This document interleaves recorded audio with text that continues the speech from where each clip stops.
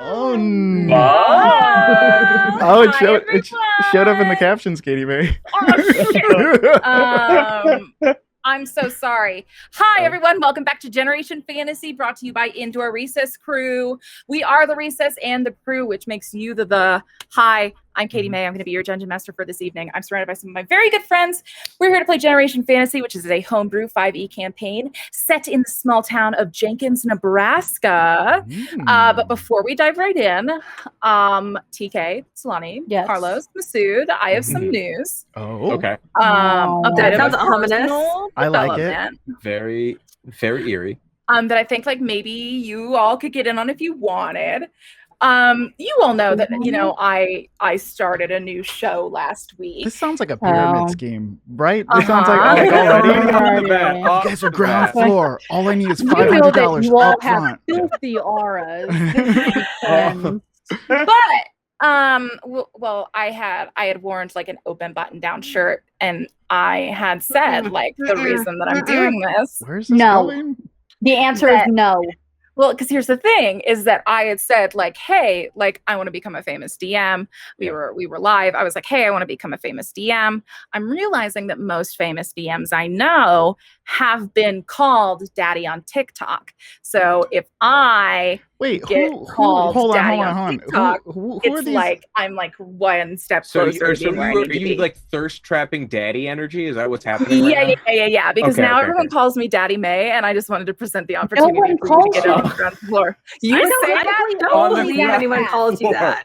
Oh, you would be very surprised. I watched don't that doubt show, that people Katie call Mae. you that. I really I don't. want you to know that I showed up to a Twitch chat, and I like Even the chat is like, you can't I was do this, called Katie Daddy Mae Mae. 3 times. Listen. Someone said not Daddy Mae before I even commented it. I just wanted to let you all know that this was happening, and I wanted you to be aware of it because we are creative partners. Wait a minute. We work together in like an actual corporate environment. I will Yeah. not call you Daddy Mae. This is a pyramid scheme. I was told no pyramid schemes. Yeah. Everyone's already This is calling like me daddy. this Mae. is this is the definition of a pyramid scheme. Yeah, everyone else is already doing Everyone it. else You gives might you as well something get so with you the can go up, program. and then how do we go up, Katie Mae? We have to find Yeah. four fools of our own to call Yes, to call us what? They Uncle? have to call We're me uncles, Daddy and Mae. then they're Yeah. nephews, and then what? Where does it end, Katie Mae? Where does it end? When do we get the pink car and to be called Daddy? Yeah. When is that? Thank you. When is the Daddy convention? I've been selling Avon this entire time. I don't know Uh-huh. when is Mary, it my I've been time? getting some good offers from Mary Kay. Tell me why I shouldn't. leave. That's the place. Tell me to why go. I don't go. I have a doTERRA empire. That's fine. I figured that you wouldn't call me Daddy anyways, because I didn't want you to. Uh-huh. I Wait, just wait, thought that's why we're not calling you? You put a Literally nail in a emailed coffin while HR. trying to get us to call you. You understand? Yeah, that's not Like- real like- daddy energy. Real daddy I energy tried- would have been Listen, daddy energy would have listen. been like, call Oh me my daddy. God. I got onto call the other day, and I was sitting into a chair, and that cast was like, Daddy energy. Katie Mae's serving daddy energy right now. And I was like sitting down in the chair, and I was like, what? Hey, Sitting in it like I'm the right emailing HR right Right now, over the Katie side. Mae. Katie Mae. Absolutely not. Yeah, I'm I'm emailing gonna them tell right you. now. Mhm. as a resident butt kisser player, Yeah, yes. that's what's happening. They're looking for inspiration any which way. they Oh, can you're get it. telling me they think I don't, that they they yeah. like got Yeah. together Yeah, and were you like, don't know No them like one you know does. us. Yeah. yeah, Yeah, yeah, yeah. You're getting okay, played. you're right, Tried you're to right, get you're your right. partner You're my to real admit friend. that you were cool. They're just You're right. they're You're matchstick right. players. They're matchstick Just players. They're playing you. You're getting grifted. Yeah, dude. Where's your You're gonna show wallet? up next week. No one else is gonna be there. It's like, ooh, what a con. Oh, shit. Yeah. Yeah, Well, Social Security that was- number gone. That was the literally one of the cast members is in chat right now. I love this. I'm gonna get in trouble with someone. So that was my big life update. I figure we can go around, we can say Big who we are. Big life update. Someone called you daddy. It was not just someone, it was many someone. We pushed back intros and inspo for this. Oh my Yes, god. because my dad was like, "Hey, Katie Mae, I'm gonna go watch your you're- show." Hold on. And I was like, Hold "Hey, on. like, This Dad, is you a have fact. to know." This is a fact. Like- I got a fact for you. You cannot be a daddy if you call someone else dad. I'm sorry. You just can't be. It's daddy law. It's daddy law. Big disagree. It's daddy law. Big I'm sorry. disagree. You can't Daddy use it in law? it's You're daddy coming down here. You're coming Carlos, down how from would the you Tower know? of God to tell Oh me yeah. For someone daddy that law? I've never even said the word. That's how daddy I am.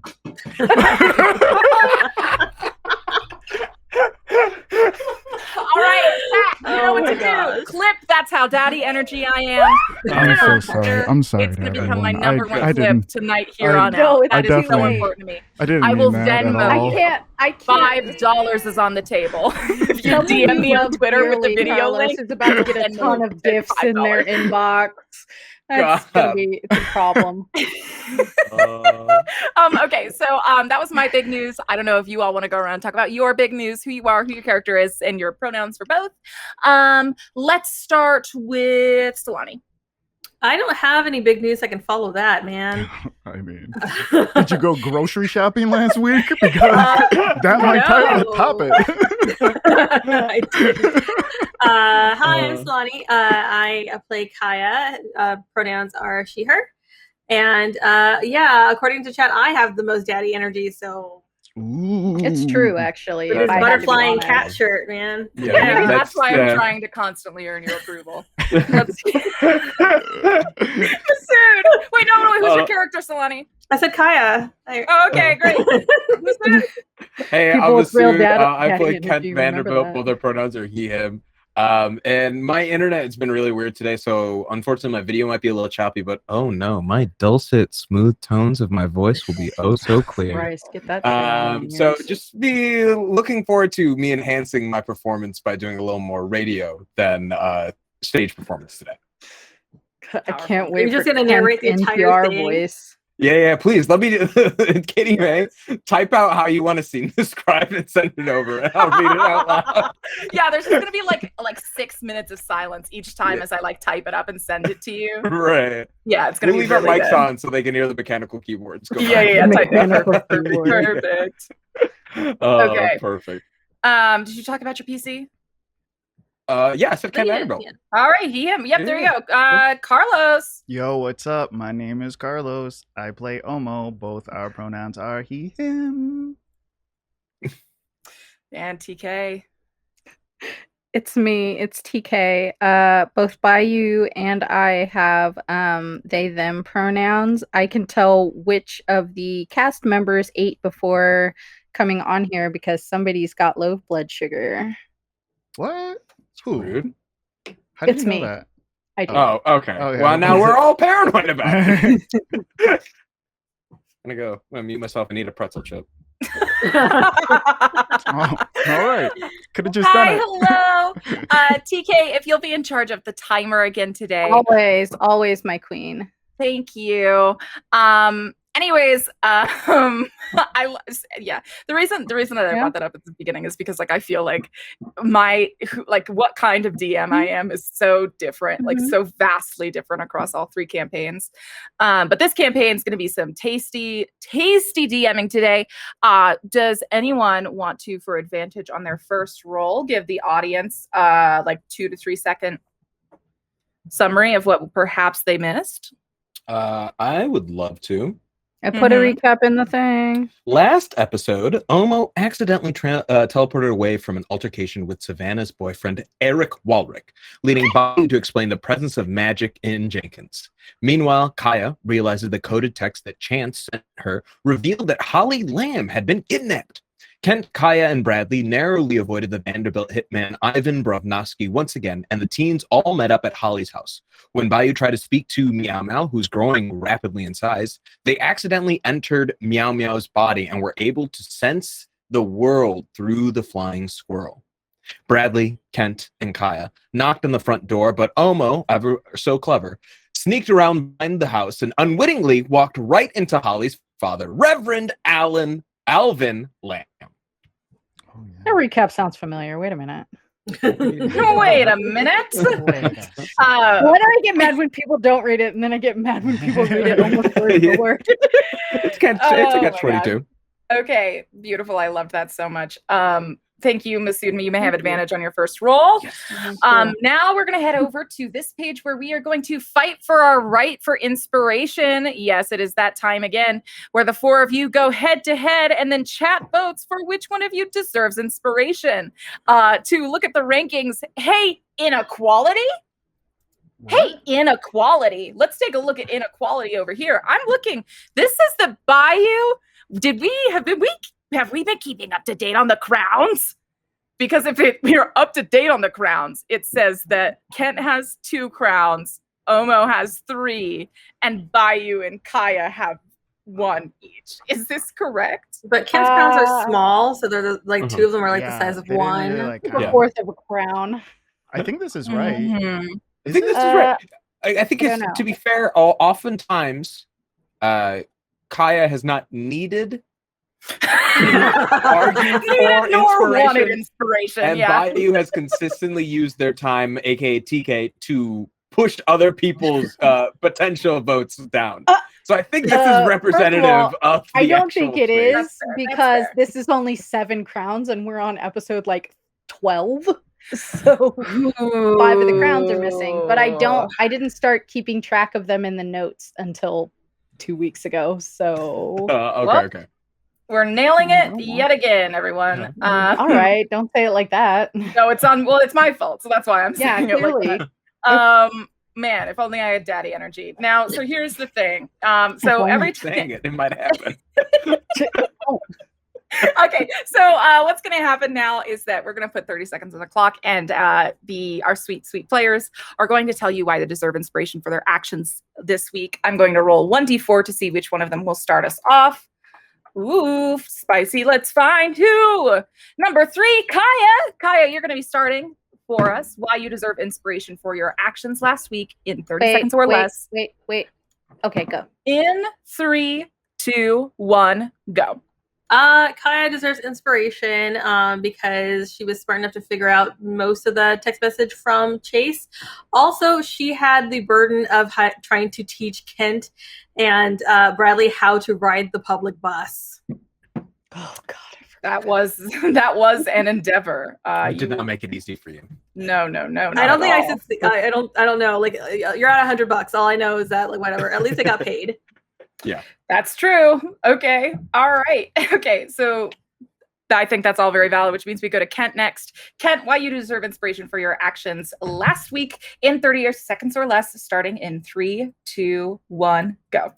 Kent deserved inspiration for his actions last week because he single-handedly using new powers that he had gained through his discovery of his development incapacitated Ivan before he had a chance to raid and attack Zelda and everyone else in the Resistance, and then was able to book it out with everyone without noticing any attention. It was the perfect assassination incapacitation. Okay. A valid yell. Now we head to number 3, which is sweet Bayou. Bayou, why you deserve inspirations for your actions last week in 30 seconds or less. What's that? I wasn't paying attention. I'm ready. Starting in 3, 2, 1, go. Hello. Bayou's a very good sibling and gave Savannah all of the knowledge that she needed to succeed and didn't lie to her or try to gaslight her about magic. Yeah, and then I lived as a squirrel for 20 seconds. Okay. This is the first time TK has advocated for Bayou. Absolutely. Yeah. I was like, yeah, I don't sure. know, man.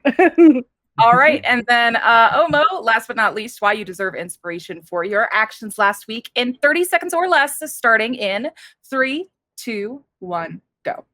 Okay, I don't, but I'm just gonna put this awesome thing someone made about me being role playing weekly because it's it's really funny. I don't know if you guys are watching the stream right now, but Carl, who's in the chat, That's amazing. I literally saw this. Get those shoes on there. The funniest part, I mean, there's some really good jokes. There's the pros and cons of upcoming cons, which Top notch. I could not stop laughing the first time I read that. And what was the other one that really cracked me up? I don't know. Crit big, go Must home. have tomes for your horde. Must have tomes. Oh, I know. His response to it was, I was just like, I finally made it into Role Playing Weekly. And he says, the embarrassing thing is we're a monthly publication. Anyways, that's what I used my time for. I love it. You did a great job with that. I approve of your time here. Incredible. Well, chat is voting now, and while they're voting, is there any panicking the four of you would like to do? I can count. Panicking? Panic? Oh, yeah. I feel like OHMO would be the one who's panicking Yeah, the most. Yeah, we have no idea who's I don't- running. I think the rest of us are in the front We're of the house. knocking at the door. We're selling Yeah. Girl Scout cookies. Yeah, I got Right. You caught. are. I got caught. You like did, a yeah. chump. That said, Bayou is doing some mild panicking because they don't like being in Brightwood Grove. Also, last time they were here, they were driving Omo's parents' car out of the driveway, and now they no longer have that car. Oh yeah. That could be bad. Even if they did, it's covered in blood. And in a I'm random loving parking lot. What time of day is it? Are people hanging out on the front lawn? It's daylight. It's so early. Yeah. Oh, it's well, I'm early. wondering, I like, thought, yeah. if at sunrise, are they all going to stand on the lawn together? Like, I need to know. That's creepy. Oh, that's already happened. Today's sun worship has taken place. It is come to pass already. You know, the worship hours are not. I hate the idea of all of them like silently list. walking out of their front doors, leaving it wide open so that nature can enter, and just like standing on the lawn and then in unison like raising their arms together like in midsummer. Yeah, I love that. Yeah, exactly. You get it. Okay. If I vote for me in this poll, does that mean me? It's a little confusing. Oh, well, yeah, my it time means ran you out. vote for you. Why are you voting, Masood? Because I get one vote. I get one vote. Yeah, he gets one vote. All right. Well, guess what? Kaeya, you are now the owner of another inspiration. I've put it on the map. I put it there on our little pit stop. Let's take a look at the calendar because I need to get more responsible about that. So the calendar, it's still Wednesday, April 4th. This week is taking forever. Oh my god. Yeah. Technically, that's our fault. So remember that the New Era meeting is tonight. Ooh. I wonder who you will see there. Now, I think we might be getting into the session. What do we think? Are we there? Have we done it? Do we have any final words? Any final wishes? Any final words? What does that mean? Well, it's just a genuine question. Don't make fun of it. Not. Everyone's smart up, all right? Dust off as much dirt and blood as you can. Alvin Lamb is an important man. We should treat him with some respect when he arrives to greet us at the door. I just want to say that to everyone else who's up front.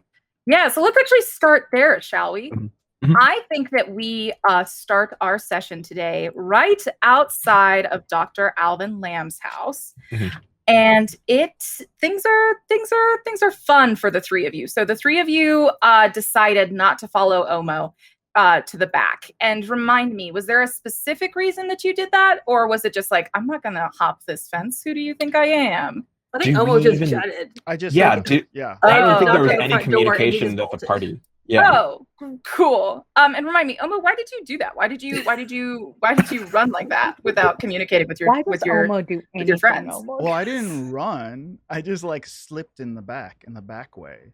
With a just so we have more options to right, investigate. And you did warn your friends? What? You warned your friends? I don't think so. No. I don't think so. Yeah. That's what I was asking about. Why didn't you warn your friends? Oh. So why did you just kind of like see you later and disappear? I thought we were all like investigating the house. That's why. Oh, I thought we were all okay. like going there to like figure out what's happening. Mm-hmm. Like if there's danger, I didn't think we were gonna knock on the door. Honestly, I really didn't think we were gonna knock on the door if we thought there was gonna be danger there. So I was well, if she's in trouble or someone's in trouble, like let's go in the back, let's take it from different angles, like flank the whoever the bad guys are or whatever. I understand what was going through your mind way more now, I think. Because previously I was like, and then OHMO ran for the stars. I cannot unpack this. So I'm glad to know a little bit more why you were doing that. Yeah, if there's one thing I know, it's this backyard too, right? Like I could see it from my Yeah. house. Yeah. Yeah. I think that would have been Bayou's assumption if with a nat 1 Bayou was able to see OHMO like walk off. Bayou's just like, he lives here. Yeah. He lives here? Okay, yeah. That's in this neighborhood. It's like oh, in this neighborhood. I was like, this is his house. Like your neighbors, if you house sit for your neighbors, they know where you're. Yeah, sometimes you just go in. Yeah, I get you. Have you been over here many times, OHMO? I think if there's one place OHMO has been, it would be this backyard for like barbecues and invites and stuff like that. Oh yeah, that's like, exactly what I was his thinking. Parents would stay like. I think maybe they had some play dates when he was little, but I don't think he's been there lately in a while since becoming like a teenager. Okay. Yeah. Well, you still get invited. Yeah. I think there was like a time where it was like her sweet 16 and she invited you and like you could just see like the worst party of your life from outside, right from inside your house. You're just like looking. Theme? I don't understand. There's High School Musical stuff, Princess Bride. I don't. Yeah, and then you just learn like right there at the end that the theme was like extravagance, and you're like, that's not even a thing. that's not a thing. That's not You're learning real. a lot about Katie Mae's Sweet 16. I will tell you at break what my Sweet 16 birthday Did party you actually have was. one? You had one? You had a Lovely. Sweet I did. 16? Of course you It did. wasn't a Cool. party, and it really What does was it? give away. Was We'll it talk about it on break. We'll talk about it on break. No, Too no, embarrassing. no, no. It's maybe too embarrassing to go to air. No, Um, let's go. So let's we role can play. talk about it during break and then maybe decide to share it on air afterwards. I just need to know that my pride will withstand the fall. Now Processing the words too embarrassing. What? too embarrassing. Carlos is thinking of all the More things I've already embarrassing said on this than show, Tupac? and it's like, wait, what do you mean? It's worse than this? I'm gonna lose my mind. One time you shared how you decorated your childhood bedroom. Yeah, that's and fair. I was like, oh my god. You had a friend that you willingly called Soup back. I think we know what the grounds are. Oh my god. Okay. Okay.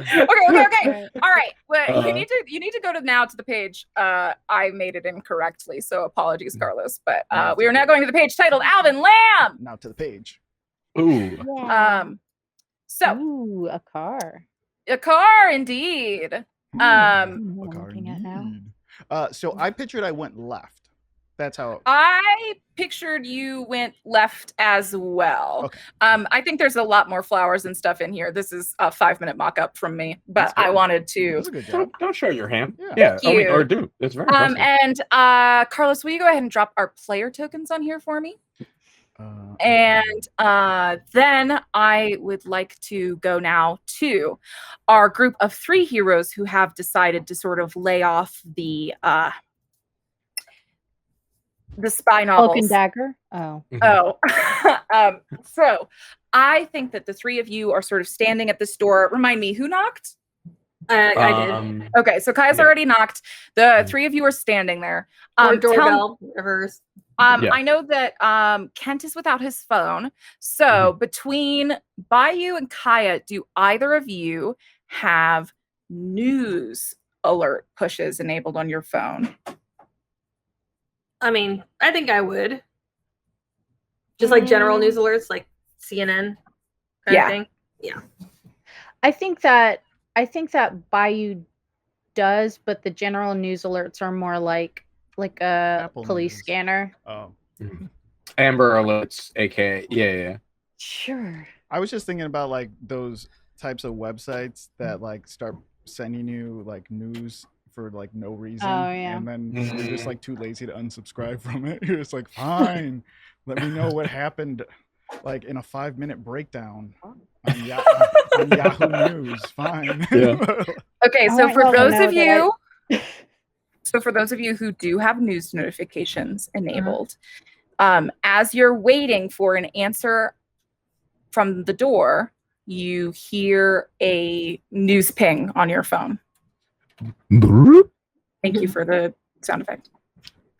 I'm here all night. Kaeya and Bayou, you both go to pull it out, and you hear, you see News Era latest. Jenkins Mayor, Trent Newcastle, 56, pronounced dead this morning. What? When I click on it, does it have details? No, it's a very generic, we will keep you updated as the situation develops. What are you looking at your phones for? What happened? I just flash it to Kit. Mayor Trent? No! Did you? No! That sounded so fake, Kent. No! No, not Mayor Trent, not that buffoon! No! Oh my god, not your dad's favorite golfing buddy or fishing buddy or whoever God. he was to you. No. No, he honestly told such good stories on Christmas when he would come by, and really he gave the same gift every year, a bolo tie, because he said that they needed to be kept up in fashion. He was a character, but I don't know. I guess a good mayor. It's sad. It is sad. It is sad. I don't know why I keep saying that it's sad, but it is. It is sad. Is it? I don't know. Bradley, you knew Mayor Trent. I remember we interned with him like a couple summers back. Yeah. Yeah, I loved being his intern. I liked his daughter more, but I loved being his intern. So, oh, wait, sorry. Oh, hey, no, bad. No, I mean, 45, Bradley. What are you? Mayor Trent's 65. What do you say? I'm a MILF magnet. Oh my gosh. Sorry, that just sounded like something Bradley would say. that is exactly what Bradley would say. Yeah. Yeah. So as she a- teaches like Sunday school. So yes, Bradley's there. Bradley's looking distracted. Bradley thinks that that if he stays in Brightwood Grove for too long, he's going to have a religious awakening, and he's very worried about that. I think that his parents have taught him that religion is for the weak. Can I make an insight check on Bradley? On whether or not he's digging through his childhood trauma, go for it. Yeah, I would love to. And I'm going to use my advantage from the recap on this one. Whoa. Oh, bold. You're going to, or you have to? I didn't need to, but I shouldn't I thought have. it's your first roll. That was my first roll. Oh yeah. So you are doing an insight check on Bradley. Tell me what you were trying to divine from this insight on Bradley. I'm just trying to. I just told everyone to like smarten up, be cool. Like Alvin Lamb is an important like dude. Like we talked about earlier in the season how I wanted to set up a meeting between him, Holly, my dad, like on a golf course. Like I understand this man carries influence. So sort of moving in spaces with him involve a certain decorum. And I'm just trying to see that specifically Bradley, I feel like I can trust Kaeya and Bayou to keep their stuff together, kind of, but like, yeah. Yeah, I think that you're looking at your dear friend Bradley to sort of get like where he's at. And I think like there is a part of him that like has been in training by his parents, same as you, and like who has spent his whole life trying to keep up with you, that he smartens up immediately. He's so used to being your second in command, even in these kinds of rooms, that it is an effortless role for him to kind of slip into. Cool. Hey, great. And if you get nervous, bud, just like do a little diddle, do like countdown races on that thing.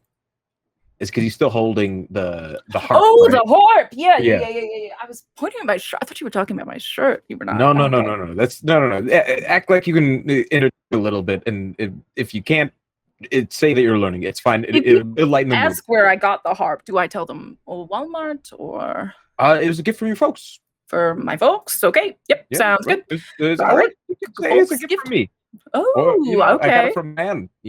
Kings support kings. Kings supporting kings. All right. Kaeya Sounds whispers or telepathically whispers to Kent, "Why did you give him my harp again?" I can reply. You can't reply. Pawned off my family harp. I love this. I love the idea of Kaeya being the most passive aggressive telepath. Yes, absolutely. hey, what the fuck?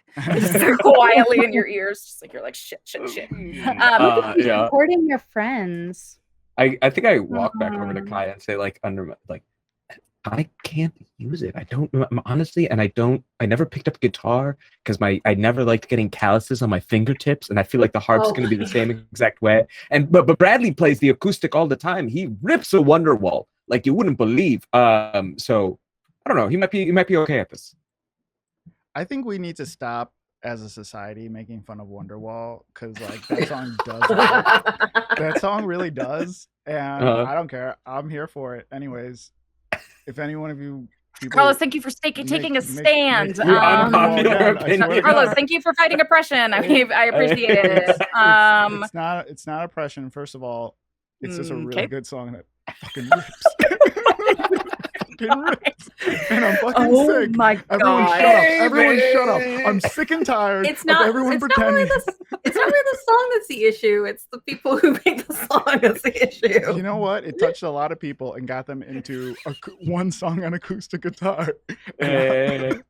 Anyways, are you picking one up? Anyways, Alvin Lamb presses pause on his outdoor stereo. The dulcet tones of the cello version of Wonderwall turns off, and so we are out back. OHMO, at the end of last session, you had tried to sneak to the back of the house to maybe get some clever insights on what was going on. When you ran face to face with Dr. Alvin Lamb. Why is he so big? I'm sorry, he's large. I don't know. I will make him the same size as you. Don't. No, it's too late. He's resized now. Way more. No, he's Oh, do you want me to flip him so he's making eye contact with you? Is that what you yeah. I mean, okay, maybe. flip horizontal now. You see me?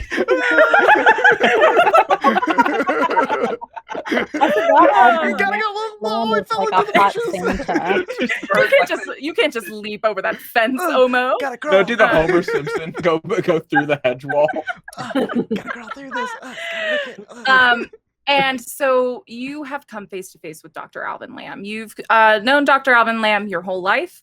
Dr. Alvin Lamb adopted Holly when Holly's parents passed away. Okay. Dr. Lamb is Holly's uncle on Holly's father's side. So Holly's father's brother, right? Okay. So he is not her actual father, and their age difference is like pretty wide. He's about like 60 and she's 18. But like this man who was a doctor and like the best, not priest, I don't feel is the right word. Carlos, what do you think is the word for like the head leader of the Brightwood Grove citizens, the wellness brigade? Yeah. They would call him something that's kind of like not religious, right? That means like not like a shepherd. What would it be? Yeah, like spiritual leader, like but guide, not like that. Like something with "the" in front of it, right? Okay. Like he's known as like the guide or the council. He is the council, like as like the person who would go to. He could be the guide. He could be like the director. Ooh. Like director. How about so something a bit like John McCain's presidential campaign from 2000. Oh, perfect. Yeah. The Maverick. He could be called the prophet or the reverend. He could be called let's see, what other things am I thinking of?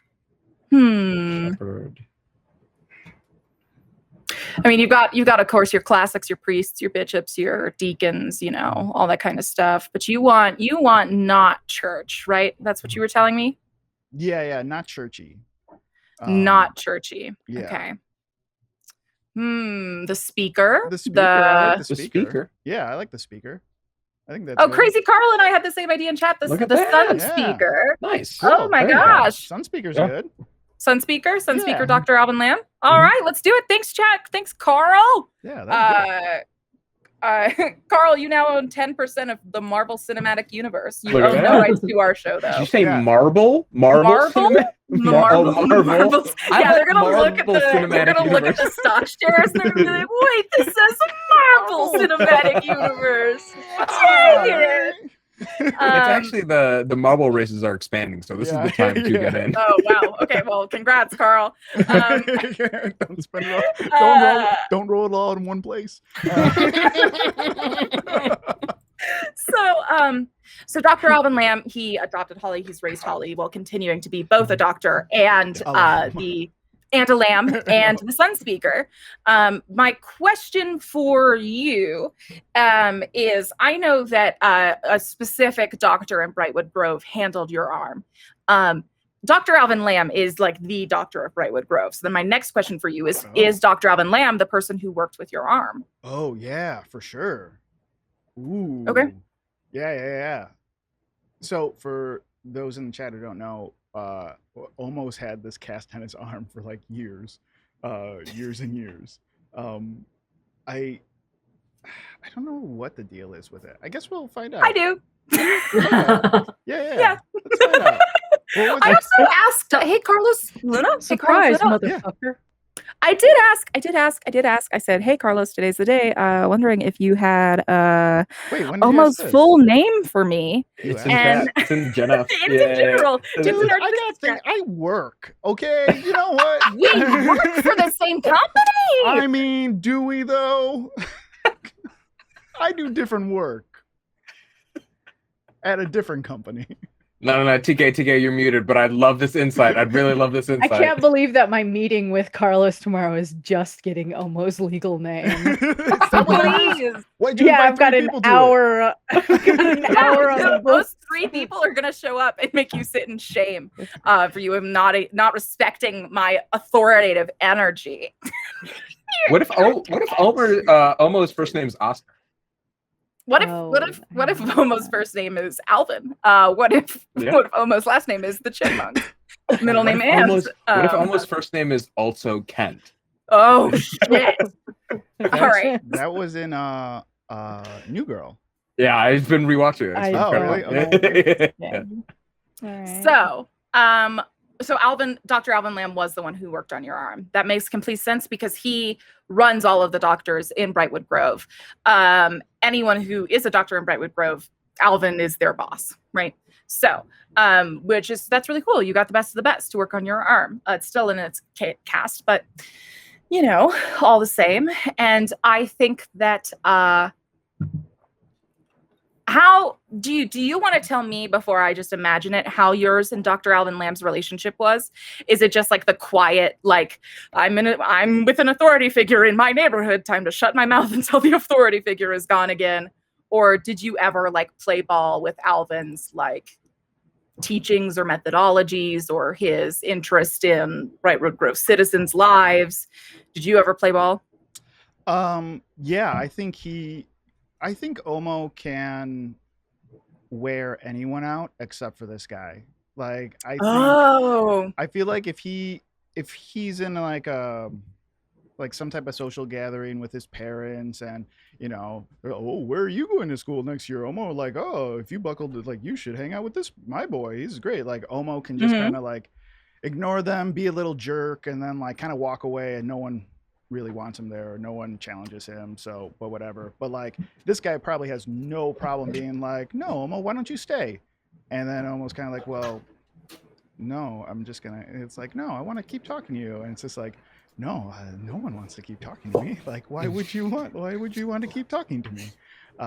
So I think he's a little bit scared of the influence it has on other people, and what that does to his situation around. But I don't know if he's ever been alone with him, like, on a personal level. Like, okay. I don't know. I don't know if he's ever been like one-on-one. I don't think so either. I think it's maybe, if anything, been meetings with like you and your mom, Deborah. Yeah. Sort of that situation where like, you're pulled in by the adults in your life to like talk about how you're dealing with your future. That's going to be that kind of energy. But yes, so you come around this corner, Alvin is there to see you. He greets you. And as he's sort of greeting you can see he's got like the water can is in one hand and like some like very like specific sort of artisan looking kind of like fertilizer in his other hand, and he's looking at you, OHMO, and he says, "Hey, kiddo, it's actually really nice of you to come show up after I gave you that call earlier this week and all of your own initiative."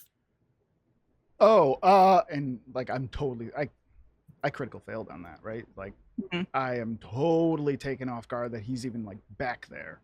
Right. And why would he be taken off? I feel like OHMO, because his room faces like their backyard, I don't think he's ever seen him in the backyard. So like he has like, this is like fish out of, like, what are you doing back there? Yeah, I think Holly is in the garden a lot, like tending to these plants, but Alvin doesn't tend to them, but you're seeing Tim tend to them right now. Oh, yeah. I thought I'd swing by. I thought you called and I wanted to be courteous enough, and he's trying to like mask. He's trying to mimic like the other Sun boys, like the other like light boys or whatever you want to call them. Oh, they wear a nice little plaid little button ups. Yeah, little. They drink Gatorades. Oh, yeah, so I think he's why I cited that. There's so much sugar in Gatorade. This is absurd. Were you doing the Kool-Aid? Were you doing a Kool-Aid reference? It could have been, but I just think that they just like are very Gatorade. Like they just hydrate. Gatorade, you gotta get your electrolytes. I just think it's like really cool. I don't know why. Yeah. Gatorade, talk to us. We'd love to. Gatorade, hit me up. And so, yeah, I think Dr. Alvin, like once his eyes are on you, he does look kind of. Actually, roll an insight check for me, so you can kind of. It is going to be disadvantaged because you're so caught off guard, but just roll an insight check for me, just so I can kind of see how well you're picking up on social cues throughout this conversation. A 4. About normal. Yeah, it's really hard to tell how Dr. Alvin feels about your appearance, but he is as polite as normal as he's listening to you. He's saying. He's, nodding enthusiastically as you're talking about like wanting to like be a good person to come visit him. He's like, well, I'm so excited we can have that conversation I've been looking forward to. Why don't we? And then like that's when the knock at the door happens. And you see that, like the windows to the house are open, so you can kind of like hear it through the windows. His head kind of tilts up and he's like, oh, I've got more than one guest, it seems.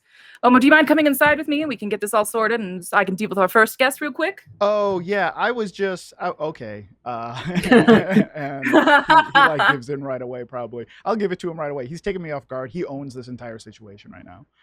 So almost like, yeah.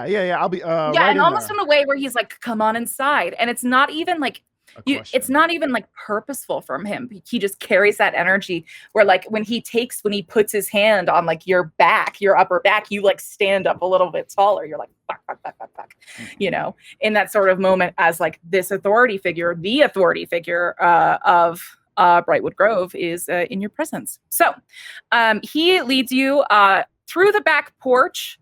You pass the trampoline over here and you two head on inside. There's a nice kitchen with the herringbone tiles and the nice little, the counter. There's some stairs that lead up to the second floor. You can see that Holly Lamb's got a piano in here. There's no TV. There's just 2 chairs for people to stare at each other. And of course, a really nice large dining room table. There's only 7 chairs. It's 8 chairs out now, but this table can fit probably double that because Alvin has a lot of people meeting him all the time. You can tell that this is an immaculately clean house, even in Holly's unpresence. And he kind of leads you in. You can kind of see he actually just kind of presses the button on like the teapot as he's walking you by. He says, take a seat. Take a seat, OHMO. I'll welcome in our friends at the front door. And Alvin walks over and opens the front door. And Bayou, will you tell me what Dr. Alvin Lamb sees? From Bayou or from the whole group? From Bayou, and then I'll ask the other 2. I think that Bayou is very much like Bayou and I assume have like the same small compulsions, which are if a sidewalk was made, it means that is where you walk. You don't go on the grass. That's why they put a sidewalk there. Yep. And so Bayou is like very like pointedly hands in the pockets, like waiting for this door to open so they can get out of the sight of the rest of Brightwood Grove and step into something much worse. Literal which is the Viper's person Den. Yeah. who made Brightwood Grove terrible. And is just like, I just need to not touch anything. It's like light as a feather, stiff as a board. Just like, I need to not touch anything. I need to not look at anything. I need to not be seen like looking at a window or towards like a car or anything. I don't want people to think I'm casing the place. I'm just here with my like much more affluent friends. Don't notice me. Do not perceive me. I'm standing here just like on the barest edge of the sidewalk, not touching any of the flowers, not touching the grass. No. It's just like hanging out, just like the sooner this is started, the sooner that it's finished. And what am I seeing from Kaeya? I think Kaeya, since she's the one who knocked, she just has a really, really innocent, good girl smile on her face, and she just as soon as the door opens, she's just gonna greet him very politely. Okay, cool. Yeah, so and then Kent, what am I seeing from you? From Kent, I think you just see Kent see Alvin Lamb and understand immediately that this is a moment where it's perfectly nice, even though his clothes might not be in the finest condition of like pressed or like in the nice state, he's still smiling the biggest smile and walking in like enthusiastically. Ah, Dr. Alvin, Mr. Lamb, it's so good to see you. Yeah, so that energy is what is first there as Alvin opens the door. OHMO, you see your four friends standing there. Can I try to signal them? Pleasant as school children. Yes, you try to signal to them. What would you try to signal to them? I want to do one of these things. Mm-hmm. Kaeya will telepathically go, I don't understand what that means, but why are you in his house? He made me come inside of here. You can't respond, unfortunately. Okay. Yeah. No, this is not the response spell. OHMO like thinks that he's responding telekinetic. Like he thinks. And so Alvin Lamb opens this door, and I'm sorry, I was so distracted by the grand gesturing from OHMO. What did you say, Kent? Oh, it's just so good to see you, Dr. Lamb.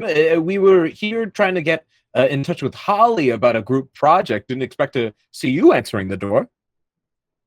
And so a bright sort of grin crosses over Alvin's face with a bit of a like a sadness in his eyes. But he says, "Oh man, well the four of you look a bit too old to be Boy Scouts and Girl Scouts." And you watch Alvin look at Bayou and struggle for a moment. And then after a moment and go, and them scouts, come on in. And Jesus Kaeya telepathically ask him, what the hell is he talking about? Dr. Alvin Lamb has no idea how to be inclusive, but we'll try until he dies. It's fine. I deal with old people's jokes all the time. Yeah. And so Alvin Lamb gestures for you all to come inside. You all coming in? Yeah, yes. Like, yeah. No reason not to. Mm-hmm. Yep. No, there's not. So Alvin Lamb, he gestures for you all to come in. You come on in. If you'll take your tokens and show me where you're sitting at this table, as Alvin Lamb gestures for all of you to kind of take a seat at the table that OHMO's already sitting at. Alvin says, "Oh, take a seat. Take a seat. Y'all aren't skipping school, right?" What time? Oh no, we're excused for the project. Those seniors, am I right? You basically don't even go to school your final year. Mm-hmm. It's they're preparing us for the real world, Dr. Lamb, where we need to show our own initiative. Mr. Vanderbilt, I won't hear any of that. You still need to be just as studious as you were before. Oh, no doubt about that. We'll work just as hard, if not harder. That's good to hear. Now, and as you've all kind of sat, he's walking over into the kitchen. Kent, as you see Dr. Alvin Lamb walk into the kitchen, he passes by this staircase. And this staircase is one of the staircases that has like an open wall on one side of it, which is the Midwestern America, the Midwest's favorite place to put photos, as we all know. So there are a ton of photos on sort of this like open stair wall kind of thing. And you're looking, you see a ton of photos of Holly, you see a lot of photos of Brightwood Grove, but you also see a lot of pictures of Holly's past parents. Oh, okay. And you never met them. Maybe glance at them on the way back. Like, should I make an investigation or actually go ahead and roll an investigation check for me. Okay, cool. Because there is something here that catches your eye that you don't need an investigation check for. Okay, cool. And that is in about 2 to 3 photos, maybe even a 4th, you can see a 20. Okay. A dirty 20. Okay. Okay. With a dirty 20, you can see that there are quite a few photos that are either with your parents, Marta and Ben, or taken in locations that you've also seen pictures of your parents in. Right? Maybe there's like a sunset here that you're like, wait, there's a sunset photo that looks just like that of my parents. And then you're like, oh, well, they're the ones who took the photo. And it's like hitting you.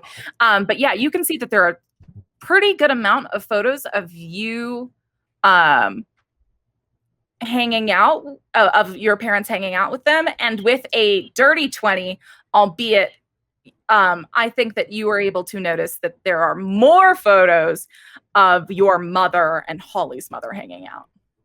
And are there ever any photos of like, because I'm a year older than Holly and I are the same age. So are there any Holly photos and of like you are the same age? Us hanging out like as babies together? Oh yeah, as toddlers hanging out. You actually see that there is a photo of it's someone's like 4th birthday party, and you can see you're there. You can see that MacArthur's are there. His family's there. You can see that obviously your family is there. Obviously the Lambs are there, but OHMO's family is there as well. Yeah. Okay. So those are the 4 families: the Lambs, the MacArthur's, the Vanderbilts, and the silence last name from OHMO. And OHMO's last name is OHMO's last name? Jenkins? Nope. Why not? They're the Jenkins family of Jenkins, Nebraska. Everyone else can be super famous in this entire thing except for OHMO. Why not? I love Fine. If you want the last name Jenkins, you can have it. Now I want it to be Nebraska. How about that? I was fighting for you, dude. OHMO, Nebraska. I want the whole state. You should have gave me this town. You should have given me the city. You should have given me the city. Now I want the whole state. I want to renegotiate my contract. I'm gonna refresh real fast. I'll be right back. I'm gonna be. Yeah, you refresh. I'm gonna fire Carlos. Yeah, I'm gonna email Rule 20 and just negotiate my contract. I don't get paid Nebraska. Enough. I mean, this is the emotional labor task. Jesus, almost Christ. Not your first name. Why not? I chose it. Why can't that be my name? You told me that it wasn't your first name, that it's a nickname and it stands for "Okay, hear me out." Yeah, that's the name you gave him. Almost legally changed it. Oh no, he didn't legally change it. Oh, that's what OHMO stands for. That's awesome. I like that. Yeah, well, that's the thing is you told me it was a given nickname. Yeah. And so I've wondered why everyone who maybe wasn't listening in on the given nickname knew to call you OHMO. OHMO North America, OHMO Earth. I don't know. I feel like I haven't discovered his name yet. Is that wrong? Okay, you let me know when you get there. Yeah, I will just whenever I open my mouth to say your character's last name, you just make a bunch of static noises, okay? Okay. And then we'll fill them in post with the actual name when we get there. Untrue. We will not do that. We will not do it. You see that collection of families are sort of here in those paintings. The Vanderbilts, the Lambs, the MacArthurs, and the Almost. Nailed it. Thank you. OHMO and the OHMOs. OHMO the OHMOs. My favorite band.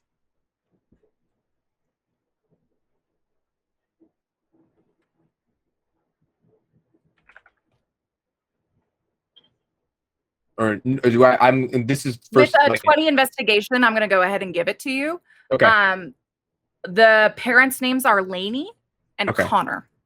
Lainey and Okay, so and Lainey and my mother Martha are seemed pretty dang close. Pretty dang close. So I'm gonna pocket that information away in my just like for me. But I am gonna pull over Bradley to like look at this photo as well, just to be aware of it. It's pretty hard to pull Bradley in this moment. Okay. When Alvin Lamb's eyes are on the five of you right now, and like when his eyes are locked on, you're not going to be able to do anything without him noticing. So if you're fine with him noticing that, go for it. But Alvin will. I'm fine with him noticing. Be like, oh, Dr. Lamb, I've never seen this photo before. Look at how young we were. Bradley, look at this. Look at this. It's all of us. And OHMO, you're even here too. And I just want to, I'll tell you what, it's graduating has made me so nostalgic for growing up and the simpler times when we were younger. I just rode past the elementary school the other day and was so fondly thinking about those earlier years. This is such a gift. Thank you for letting me see this, Dr. Lamb.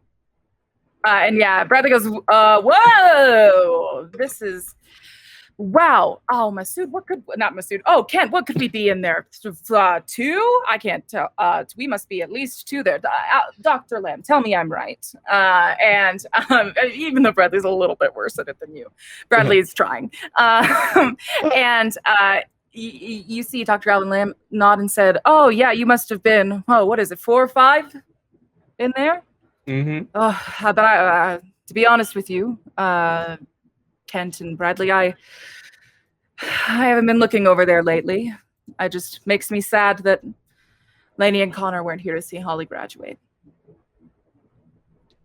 It's true, but that is sorry to bring up hard feelings around it. I'm sure they'd be so proud of her and everything that she's accomplished so far. Of course, we must thank those who've passed for the radiant future they left behind. Now, who can I get in a tea? I look around at everyone else. Like, I'll take some ginseng. Of course. Now, I didn't see any of you in a car pull up. Are you telling me you're walking all the way over here and you don't need any drinks, any water? Bayou, Kaeya, what about you two? Water would be nice. Bayou's sitting like on the far side of the table, in the seat that's the closest to the door without having their back to the wall, and has like turned their chair to look at Alvin Lamb and everybody else instead of facing inward. And it's just like as soon as Bayou hears their name, they just like internal scream a little bit, just like no, I'm not really a tea drinker, but thank you. Well, have you eaten breakfast yet, Bayou? In Briarwood Grove, we take care of each other. That's very kind of you. I'm doing just fine, thank you. All right, Bayou, please let me know if you've changed your mind. I won't. And Alvin is you can see him kind of walking around the kitchen. He's making some tea. He's doing some of that. He's making a little water for Kaeya. He's preparing a little fruit plate. He's doing all of this as he talks. He says, well, I don't know what I had to do to be so lucky to get on 5 of some of the most radiant seniors at Spring Summit High to visit me this morning. I've, of course, will ask you about what brought you here, but I'm going to ask the selfish questions of an old man first. So, the 5 of you, big graduation plans. Let's hear them. What about you, OHMO?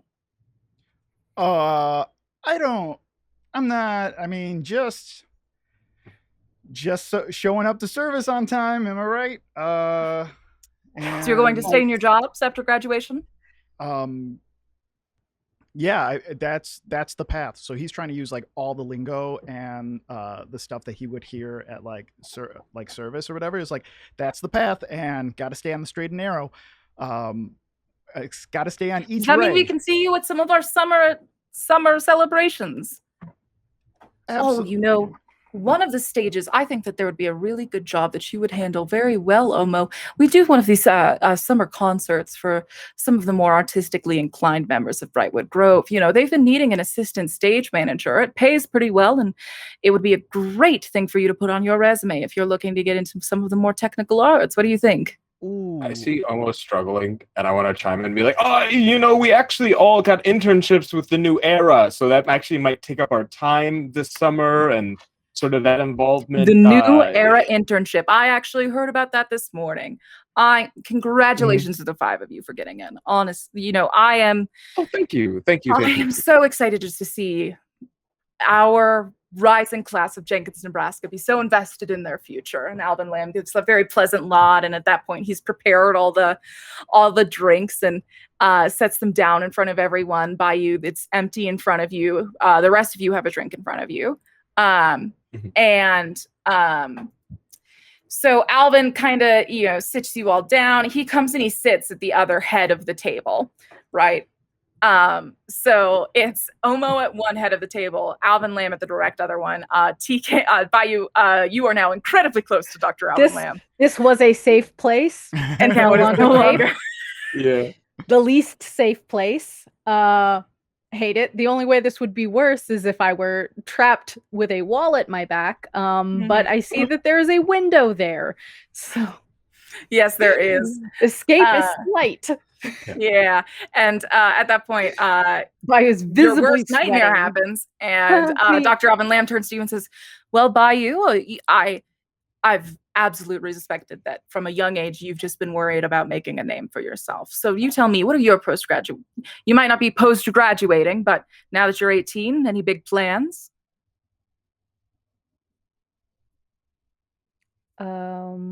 There's 2 ways this can go, and I'm not sure yet. Can you roll me a D10 real quick? Me? I don't often get asked to roll, but I will. Well, just because Bayou, I just felt anger rise in me. Oh no. I got a 3. Neat. So it's negative. And Bayou leans on the table and is just like, a name for myself. What does that mean? Well, everyone as they're becoming an adult figures out what their passions are and where their passions and abilities sort of have an overlap, and they work to develop that and sort of make a place for themselves in the world where they can be happy. I'm just wondering how you are on that journey. I understand that it is a journey with many ups and downs. No, I mean, you said that I want to make a name for myself. Give me a second, Ken. I just want to make sure I understand. What does that mean, that I've been making a name for myself? What does that mean? Oh, well, that definition is up to each person to determine. You have to ask yourself, how would you determine it, though? Well, I'd ask every member of Brightwood Grove. Well, I did. Yes, I did. And I will say the same thing to every member of Brightwood Grove as well. You must ask yourself, what kind of legacy am I hoping to lead? And then you just trace it back from there. Can I mage hand and grasp Bayou's hand for support in this moment? I think you can mage hand Bayou's hand under the table. I think that Bayou, you feel a magic hand under your table go like if this. I feel a magic hand touch my hand, Bayou will jump in their fucking seat and not the reaction I expected, but that sounds great. Absolutely not. So you I'm sorry, has this happened? Is this canonical? Is this canonized? The hand touching. I think Ken would automatically assume that this would be a reassuring action, trying in their best moment to try and stop a incident from occurring. And so what does this reaction look like? Is that I'm going to tell you right now, it would be a reassuring action from anyone but Kent. Oh, sauce. Okay. So TK, will you tell Cool. me what Dr. Alvin Lamb sees as this hand? Alvin Lamb absolutely sees Bayou like it's a very exaggerated jump because like Bayou's like fucking hackles are up. And it's just like how like okay, you're talking to everybody about graduation, but now you want to target me with like way different language, telling me that like from a young age I've been concentrating on like leading my best life and like making a name for myself and shit, pretending like you don't know that I've just been like working 3 jobs since I was 16. Okay. And I think you also know that like Dr. Alvin Lamb is a person who would romanticize that in his head. Yeah, and I think too that Bayou has a lot of trouble with people who don't come out and say what they want to say or say what they mean, and that there's like this like they assume passive aggression for almost and I think OHMO has like the knowledge that like this is not even passive aggression from Alvin. This is like 100% genuine. And that's why I asked for the role to see how Bayou would interpret it, which is with violence. And all I ever wanted. just this like, I'm sorry, like, is this not good enough for you? Are you not excited about like my rising stars or whatever? You wanna single me out at the table? Cool. Single me out at the table. Let's fucking go, hot Santa. Interpret that however you want, chat. That's what I said. I said what I said. I'm sorry, did you say the hot Santa thing out loud as Bayou? Hell no, that was okay. me. I was so okay. Tell me what Alvin Lamb perceives. He's not Bayou's type. But like he sees like this exaggerated of like he hears Bayou's like knee slam against the bottom of the table and then sees Bayou like shake out their arm like to the side. Sorry. Alvin Lamb kind of like takes this as like an indicator of stress and sort of like backs off and says, oh, well, I mean, it's legacy's the thing we're all working on right now. No? Yeah, I'm gonna get some water, thanks. Bayou like slams away from the table, picks up the cup, and goes to the kitchen. And just you don't have a cup in front of you. I had an empty one. Oh, sure. You can say you don't have a cup. Now you do. Saying my spot is empty? I was saying your spot is empty. Oh, then I just go and get one from the cupboard, which is you hear Alvin Lamb say, "Oh, it's that." This is the counter. Just, like, opens every cupboard, grabs the glass, and then just like turns the tap on and stands there with the glass for a very long time. Okay. And as Bayou sort of walks away, Alvin nods. This is not the first time Alvin has dealt with an upset teen, an upset at-risk teen. At-risk teen? What does that even mean? Do people still say that? I have no idea. That's one step above scared straight. Yeah, you know what I mean? Like, that's from like mid-90s. That's like 1993 commercials on Saturday morning. Yeah, at-risk teens. Yeah, but they still say it in Nebraska. I went to summer camp. It's 9:30. Do you know where your kids are? Playing Dungeons and Dragons, where they pretend to talk to an old man in his comfortable suburban house. Santa. No, Alvin Lamb is looking between all of you as Bayou walks into the kitchen, and his eyes land back at Kaeya and says, "What about the valedictorian? I sent a letter to your father congratulating him. Have you gotten it?" I haven't seen him in a few days. He's been working real late, and our ships keep crossing, but I'm sure it's arrived. He got me a car for being valedictorian, so I'm sure he got it. That's so sweet to hear. Oh, I love that. Now, remember, Kaeya, what's your last name again? Kaeya Radini, right? Radini, yeah. Yeah. Alvin sort of laughs and shakes his head and says, "Oh my gosh, the Radini family works too hard, I tell you." But OHMO, how's your arm doing? You're about due for a check-in, but you look fine. How is my arm? Like, do I feel anything here in his presence? You know how like phantom symptoms show up? Or like Munchausen by proxy? Like, I don't know what this is. Yeah, let me roll a d20 to get the vibe. Yeah. Let's see. Vibe check, please. Ooh, yeah. A dull ache has resumed in your arm now that Alvin has brought it up. That makes sense. Yeah, I think almost like super quiet here. He's like almost childlike. He's grown up with this man, and not only is it like this is the man that has authority over his parents, who are his authority, you know, like, or at least seen that way in the, even though it's not like actually spelled out. He starts like rubbing his arm. It's like, oh, it's doing pretty good. I mean, lately I mean, I should come in soon, I think, for some type of checkup. I think you should. Oh, boy. It is so weird to see all of you here, just full adults. I've never had all of you at my table at one time. This must be some sort of treat. I know you're all looking for Holly, but unfortunately, Holly's not here. So is there anything else I can help you with? Do you know where she is? Yes, I do. Oh. Can we meet her somewhere, or do you know when she'll be back? Unfortunately, that is family business, and I hope you all can respect that at this time. Oh, yeah, of course. If we have to talk about it, I suppose we can, but I will have as many important conversations with you kids as we need to, but Can I cast detect thoughts on Dr. Lamb when he's talking about the family business? Yeah, absolutely. Go ahead and throw detect thoughts on here for me. Where's that? There. Oh, that's a big chunk of text. Oh, please let me. For the duration. Kidding. You can read the thoughts of certain creatures, cast a spell, focus your mind 30 feet. 30 feet within you. 3 or lower. The save is they're 14. unaffected.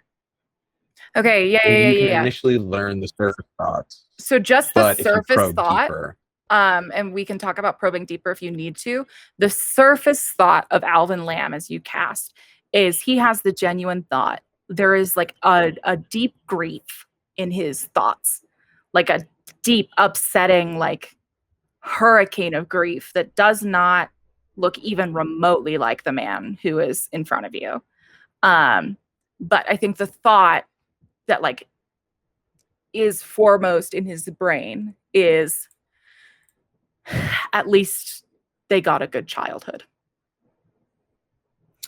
I'm just gonna bury myself in like my drink, and I think I'm gonna telepathically tell Kent, just like, we need to go like now. I'm gonna burn my last spell slot because Katie Mae made it very clear I did not get a short rest on the bus ride. So wait, on the bus? You didn't find rest on public transportation? Why would he?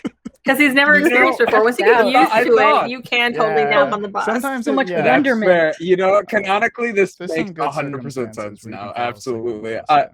I was fishing when I asked how long the bus ride was. Yeah. Which I was. I'm gonna cast suggestion. Oh my god. Okay. And I want to just ask Dr. Lamb. You know, it's actually pretty important that we get in contact with Holly.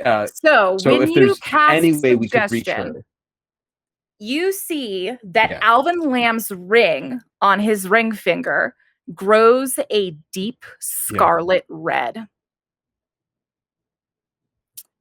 And he looks down at Ken's face. And his eyes flit up. How obvious that it's you? Is it Ken? Oh, Ken! I don't even. What's a composition check to see if Ken can control it? Well, Constitution I think saving Ken has throw been using magic. Is Constitution? I don't even. You know, I think whatever you think it's going to be. To be honest, I don't even know if I need to. I'll try. Oh, okay. It's a 0. 18. It's an 18. I got an 18. Okay. Okay. It was a flat 0. Pretty good roll. I think. Yeah. But you still think he does know it's you? I think Ken internally, this is what Ken's feeling. Crap. I've always been able to do magic and get away with it. I've never been caught with my pants down. You know what I mean? And in this moment, Kent is 100% believes that Alvin knows it's him, but is going to deny. You know, the idea, like, there's no real way that unless he provided some additional evidence, having talked to enough lawyers and got enough training on what to do when interacting with police officers from his parents. Right. Okay. Deny is the way that handle this scenario. So Dr. Alvin Lamb kind of looks sadly down at his hand. And I think Bayou, this is when you're walking, if you do choose to walk back in. I walk back. It's very stiff-legged, like standing at the end of the table behind Omo. Okay. All right. Let me just move you a little bit. Sit. Yeah, right there is fine. Perfect. And Alvin looks down at this ring, and you all can immediately catch this happening as well. It's a pretty noticeable glow. It doesn't like light the whole room, but it's pretty noticeable. Alvin looks back up and says, he looks like hurt. He says, "Now, I don't quite understand why we felt the need to resort to that kind of stuff. I want to have a genuine and honest conversation with the four of you about your future." Do I know what happened? Does anyone else know what happened? I think it's hard to tell exactly what's happening. Okay, can I try to insight what that means? Go ahead. Go ahead and roll an insight check for me. Because I'm like, okay, we're almost out of here. Like, we are almost out of here. And then all of a sudden it's like, I just wanted to be friendly. It's like, and this is your doctor, the guy who's supposed to heal you. Like, I don't like this. Oh God. Yeah, and we all see the ring glowing? Yeah. Okay. So I think you see the ring glowing, Omo, and Alvin is looking somewhat inquisitively at all of you. But it's kind of hard for you to be like, what the fuck just happened? It just happened so quick. Did someone do something? I don't know. Did someone make a face? I don't know. And that's kind of your thing. And Alvin kind of takes a second and says, listen, kids, I don't know what kind of week you've been having, but I'm willing to have any conversation that you'd like. Kaeya just shrugs and just like, we were just looking for Holly, but if she's not here, we can come back later. I keep expecting him to grab Bradley's hand and like freeze him while we're all on the other side of the table, and we're just like, ah! Yeah. Alvin is doing this the adult thing that works really well on teens, where Alvin is just waiting in the silence. Kaeya's just gonna stand up. Well, okay, I guess if she's not here, then I guess we'll just check back later. Yeah, and Ready, if Bayou? you can't tell us where she is, we should just go. I haven't. Bradley? Hold on, kids. I at least need to speak with Omo. Almost stands up and then sits right back down as soon as he says he needs to speak to me. I didn't call you for no reason, kid. Yeah. We should be going though. And then he stands back up again. Yeah, I won't be more than 10 minutes. Take a seat. Good point. I want to insight Omo because Omo plays adults. Adults don't play Omo. Yeah. Go ahead, So give me I that would insight like check. I want to insight Omo to at least like just to know that he feels he's in as much danger as I do. Yeah. Ooh, can't wait for an insight check that I'm gonna fail. What are you inciting, I can Masood? do this. Come on. Masood, are you also inciting Omo, or are you inciting Alvin? I'm inciting now Alvin. Everything that Alvin says is suspect. He had a ring that captured magic. What? Are you kidding me? Yeah. I'm the one who said that with intention of spell casting, and I think that's what's getting Kent in that space. And so him asking for Omo to stay behind is the idea is like, do I need to stay in the room and watch? Does there need to be another person present, or is there other magic that's bound to happen? Ooh, okay. So with a 10, yeah. I think that you can tell that Alvin doesn't have any malice towards this group. Like there is an earnestness, not like the most earnestness, but you've been dealing with a lot of like asshole adults who kind of just like tell you to fuck off, or that you're not like worthy of their time or attention. And this is Alvin's treating you in a very different way.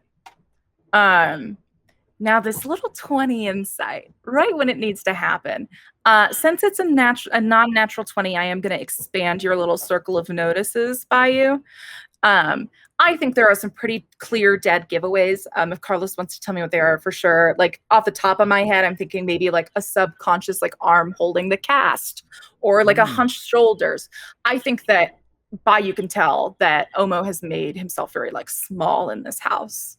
Yeah, I think that's right. Yeah, because he's actually he's a big guy, or tall, lanky guy, and very much never reflects other people's energy, I guess, and let it, other than anger, I guess, the consequence of their energy. But yeah, I would think he's like very small and unsure of himself. Like OHMO will be wrong as wrong can be on every single day. He has no problem like brushing that off and then being wrong tomorrow. But like right now, he's uncertain, which is probably something you don't see from him. Yeah, I think that Bayou like obviously picks up on that and is just like. Do you want me to give you another notice before you tell me what you do, or do you want to narrate this? No, go ahead. Okay, cool. So the other thing I want to go ahead and give you here is that you can notice Dr. Alvin Lamb, in trying to get OHMO to stay, keeps casting like an occasional nervous glance Kent's way.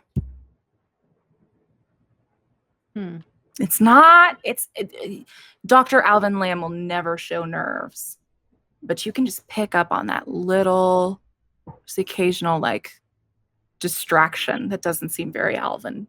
When I went to the kitchen to get a glass of water, did I notice any of the photos? Okay, so I definitely know that like the Vanderbilts have like a claw hold in the family for at least a little bit.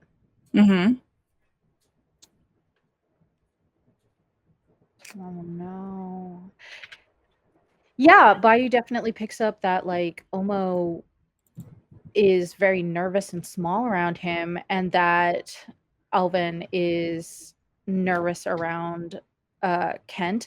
And so that nervousness around Kent deflates sort of the big bad energy that was coming towards OHMO, but there's something here that's like a hierarchy thing. And Bayou puts the glass on the table. It's like, well, if you want to talk, then talk. Oh, I'd be happy to talk if OHMO tells me that he's comfortable with his friends hearing about maybe some of his past and history and his future as a man. He is. I am. And like, yeah, that's fine. That's fine. I mean, we really should be going though. Can we just do this another time?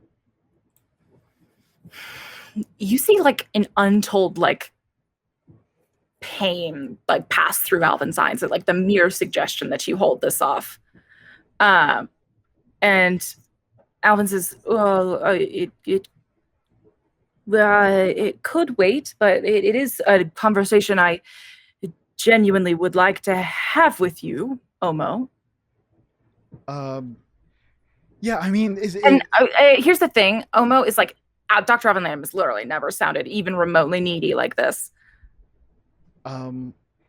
Yeah, and then I'll just can I make a like can you make like a persuasion on me or something?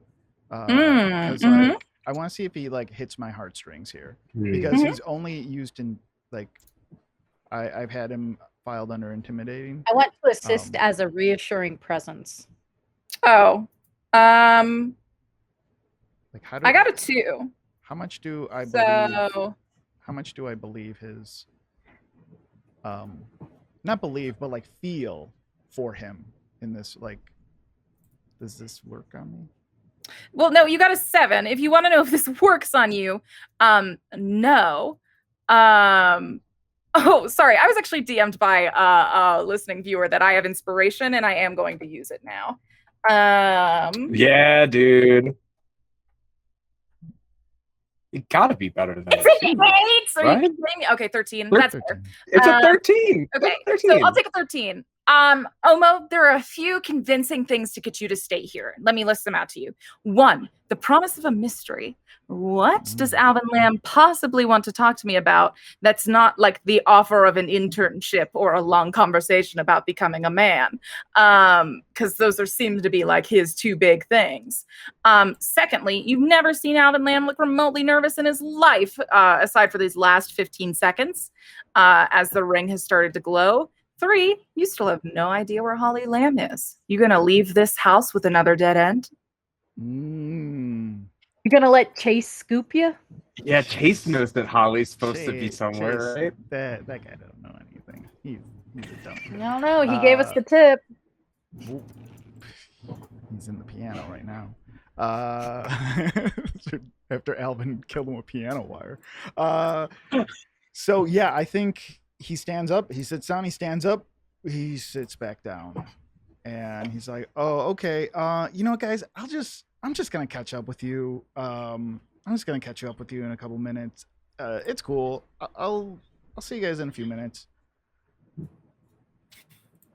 All right, looks like we're gonna go then. Dr. Lamb, so lovely to see you once more. Oh my gosh, this tea that you made me, impeccable. It's Yeah, you see Bradley start trying to move. Good to the idea, door. Bradley. We'll wait out front for you all, or I don't know. It sounds improper, but Dr. Lamb, we're on the cusp of losing our childhood and entering adulthood. Could we bounce on that trampoline one last time? Feel free to hang out in the backyard while the 2 of us talk. Don't be afraid to let me know if you need anything. All right. And if, for the record, you all are a shoes off trampoline, correct? Please. No socks, you'll slip. Oh, of course. All right. And then Bradley and Kent are gonna go jump on the trampoline. I don't know about the other 2. But Bradley needs the trampoline to keep himself entertained. I don't know if anyone else is gonna follow. But I love Bradley on the trampoline to keep him entertained. No double bounces. No double. Right. Yeah. All right. Let's see how high we can frickin' bounce each other as you walk out. Kaeya and Bayou, what are the 2 of you doing? I could see right into Omo's bathroom as he jump on. Horrible.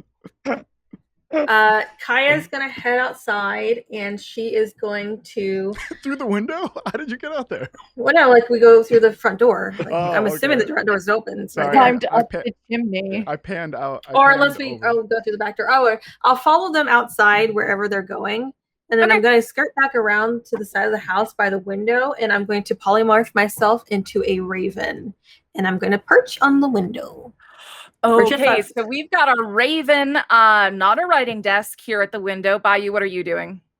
Yo, quick question. If Kaeya polymorphs into a raven, is she technically an animal? No. What? She's got animal brain. No, technically it's just a translator. So yes, she would be an animal. You would be able to speak to animals because it's a shared language. It's not about the mindset. It's about the language. I'm sorry. I was thinking about can I see through Kaya's eyes? And I was like, maybe not that. But I speak to animals. Sure. Yeah. Like that. Absolutely. Yeah. Thanks, Papa.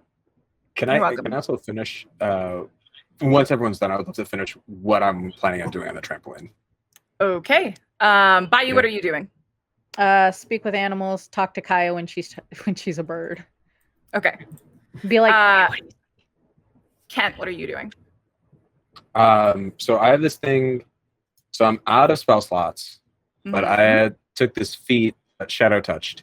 And so I can learn the invisibility spell and 1 first level spell on my choice, and I can cast each of these spells without expending a spell slot once per long rest. I want to burn this ability to go invisible, and before the glass door shuts, go back in the room with Dr. Lamb. And yeah, absolutely. Bradley, keep bouncing, keep bouncing. I'm bouncing. Yeah. So with what is believed to be a private conversation will be had and listened to by Bayou, Kaeya, and Kent. What does Alvin want to talk about from OHMO's past? Where is Holly Lamb? We'll find out after the break. See you all soon. Oh, go to break? Okay, I'll Yes. see you guys later. With their last breath, they cry out your name. Desperate cries for divinity dancing through your blood-drenched domain. The cries fall on your altar as sky-trapped spirits gaze down at your wrath. And yet, they love you. Not I. I will rend the divinity from your form, ripped from your celestial flesh. I will pry my fate from your sacred frame, and with your last breath, you will cry out my name. As above, so below.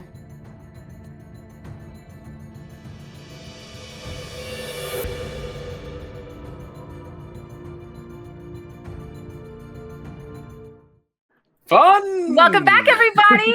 I hope that you grabbed some water during your break and some dignity while you're at it. Welcome back to Generation Fantasy. This is Indoor Recess Crew. I'm Katie Mae, your Dungeon Master for the evening. I'm joined by the lovely TK, Carlos, Solani, and Masood, and we are getting ready to hop right back into the sauce. Oh, I didn't tell you about my 16th birthday party during break. No. Oh, okay, now you can tell after. us now. No, Now you I gotta won't. tell it live. Oh, just I tell us now. won't. It's okay. No. So That bad? Now I yes, really want it's to not know. like that bad, but I just like you're gonna dunk on it really hard, and I'm gonna No. have to take that off air. Trust me, you'll know it. Okay. Trust me, Wait, when hold I on, talk hold on. to you about Did it, you're you- gonna be like, yeah. Did you absolutely. plan it? Did you plan it yourself? No. It was planned for you? Yes. I wouldn't dunk on that then. We'll see. We'll see later. Okay. Before we head into content warning for, I want to give us a brief content warning for part 2 here as we're heading in. None of these are really incredibly the most extreme versions of these content warnings, but these are just some light content warnings in case you need to know. So, light content warnings for parental negligence, parental death, overdose, drugs, sedation, medical malpractice, and minor harm to children. Damn. So, those are the content warnings for Harry this Potter. half. If you need to leave, I respect you. Remember that at generationfantasy.com, you will be able to find the notes for this session after the fact. So, hey, I still love you just as much. I'll see you next week. Okay? So, but now let's get back into the adventure.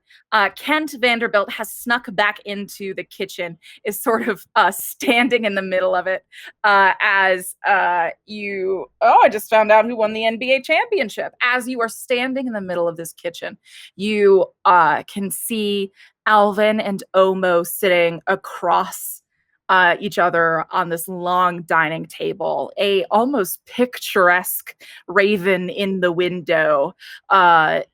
Speaking of this picturesque metaphorical raven in the window, what conversation are Bayou and Kaeya having?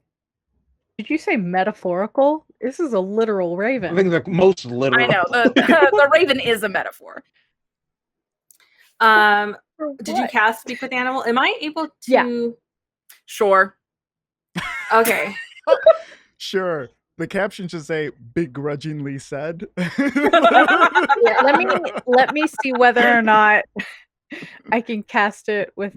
I'm pretty sure I could cast it with a person who's polymorphed, right? I'm totally fine with that. I think that's cool. Cool. Let's do it.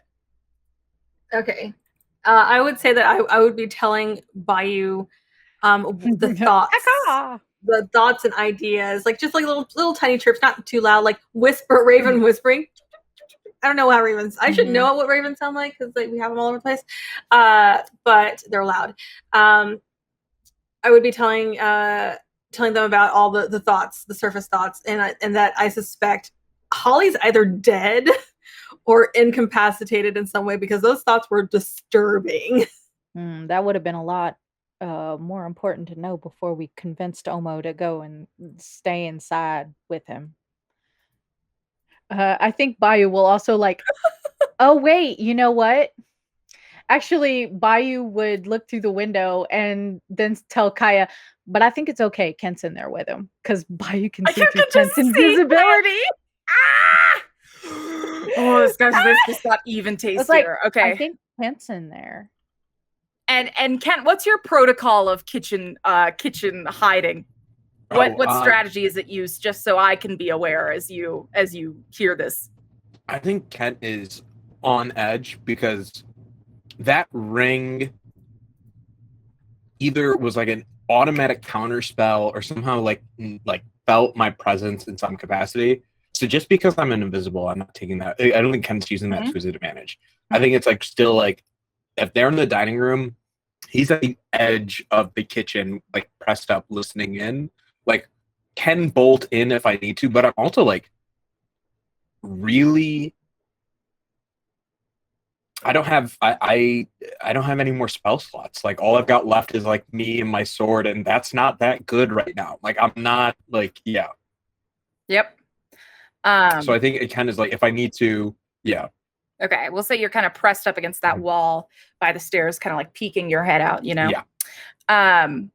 Brad has kept himself occupied on the trampoline. Yeah, it's like now, a scene from American We just hear the I'm very happy squeaking. that he found Yeah. that. I feel like the squeaking from the trampoline is like covering up the whisperings of the raven. yeah, just every time you jump up and down. Alvin Lamb, he's just kind of sitting there. He looks at a loss for words for the first time you've ever seen him. And then he looks back down at you, OHMO, and says, now your mother has asked me very politely to have this conversation with you. Okay, yeah, just I mean, just let me know whatever it is. I'm ready. Let's do this. Is it something wrong with my arm or? Well, we'll get to that in a moment, but I first want to ask you, are you aware of the fact that Kent can do magic? Oh shit. Let me look at what my character sheet has here. Sorry, Mr. Do Lamb. I know that Kent can do magic? I know that Kent can do magic? So I think almost taken off guard that he even mentions magic. So I think OHMO would say like yeah, he would lie. I think he would just lie. He would he doesn't want to get in trouble. He avoids trouble with this guy at all costs. If saying anything would this is beyond getting in trouble at this point. There's no way out of this. Magic? Roll a deception check. Yeah, thank you. I don't even want to do the scene. I don't think I'm that good of an actor to lie as bad as almost lying right now. I've got a 20 I've got a natural 20 for perception. I hate you. Incredible. Alvin's eyes narrow slightly, not at you, just at frustration for the situation. Alvin says, OHMO, this is a conversation between two adults. And if we both can't be honest with each other, this conversation's not going to work. He hangs his head low and he's just like, yeah, I'm aware. He can do some stuff. But it's not even that impressive. Have you seen any magic from you yourself? No, I don't have magic. I don't have magic, right? You do. You have your wild magic sorcery. Oh yeah, I have that. Yeah. It's not sorcery, sir. Your wild magic reaction. Yeah, but those are effects that I have. I guess I can't control it like Kent can. So I kind of say that yeah, but it's just stuff happens to me. I don't have any control of it or anything like that. And you see a brief thing of worry pass over Alvin's face. He says, okay. And no reactions from the arm since you've turned 18. No, nothing really bad. Nothing bad. No, it's about the same. It's okay. It's just here. Is this what you wanted to talk to me about? It is. Yeah, it is. It is, OHMO, and I'm sorry I'm putting it off, but it's. How do you know about Kent and me? Well, I'm one of the fortunate few that the Vanderbilts deemed trustworthy enough to know the reality of the current situation in Jenkins, Nebraska. Okay, now he's suspect. The Vanderbilts. What? And honestly, OHMO, what we're talking about does have quite a bit to do with the Vanderbilts. And I'm glad that you and Kent are friends. And I just want to say that I don't want what I'm about to say to get in the way of that. Okay? Okay. Man. This guy is just a person. In his head now. Like, yeah? Like, what type of stuff? So, OHMO, are you aware of just how close your parents, the MacArthurs, the Vanderbilts, and the Lambs really were? I mean, we used to hang out a lot, but like we don't. I mean, you guys Oh, a are great like deal. yeah. I mean, my brother was best friends with your father and Kent's father. I was honestly envious of it all the time. I was focusing on my job and I wasn't focusing on friendships and communities. And I've, of course, since learned, what really matters in this world. But up until then, that point in my life, I had not seen the light. Now, I imagine each parent who is aware will be sitting down their kids to talk to them about this in the coming days. And I'm sure your mother will want to have that portion of the conversation with you, or you and, whoever your mother has chosen to bring in on this. And so I won't regale you with the whole history, but I do want to talk to you about my part in your history, because I think you're an adult now and it's something that we can both talk about. But before we do, OHMO, what is your definition of giving back to the community? What's my definition of giving back to the community? Like, yes, you're a citizen of Brightwood Grove. How do you uplift that community? I don't know what you're throwing a lot of stuff at me. Like, what does this have to do with any of, like, me and Ken, and now there's other people that Well, apparently because OHMO, I want you to know that everything that I've ever done was for Brightwood Grove. And anything I will do until I die will be for Brightwood Grove. And I just want you to understand that my perspective as I tell you the following. Okay. He pauses. Now, the Vanderbilts were the first to find out in Jenkins what had happened to Jenkins, Nebraska, and that magic was now present, the source of which being Valiant High. This led to the uncovering of quite a few other mysteries, but one of them we could not solve. The fact that other creatures might be capable of magic, but that humans are not. And this is a big concern of Marta's. The whole Vanderbilts, genuinely. Since Kent was born. Bringing magic to humanity has been Marta's single goal. Bringing magic to Kent was her single goal. Because she thought that if she could get Kent magic, he would be the best leader he could be. He would be capable of leading all of you, his classmates, the future of Jenkins, Nebraska. She's always had visions for him, and I think he is genuinely set to succeed these things, especially now that we found out that he does have magic. But we didn't know that until a few weeks ago. So, back when you all were children, Marta hired every scientist she could find and put them on that single task, making humans capable of magic. And we made work of it fast, you know? We have science, which is our version of magic, and we have fate and destiny on our side as well. Humans do. I truly believe that. And so they got to a viable solution very quickly.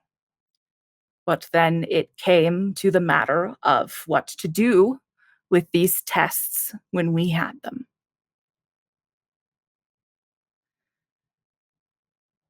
And Marta wanted someone her son's age.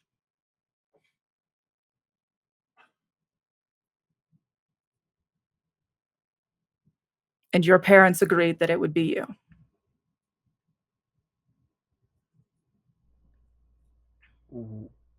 Wait, what? What are you? What are you saying? I don't. Well, when we had these possible serums that could give Kent magic, we figured if OHMO developed magic alongside him, these families, these two that were so close, what truly could be the harm in that? So, sure, let OHMO be the test subject. Your parents agreed to this. What? Wait, hold it. Like almost starting to get really upset right now. The idea that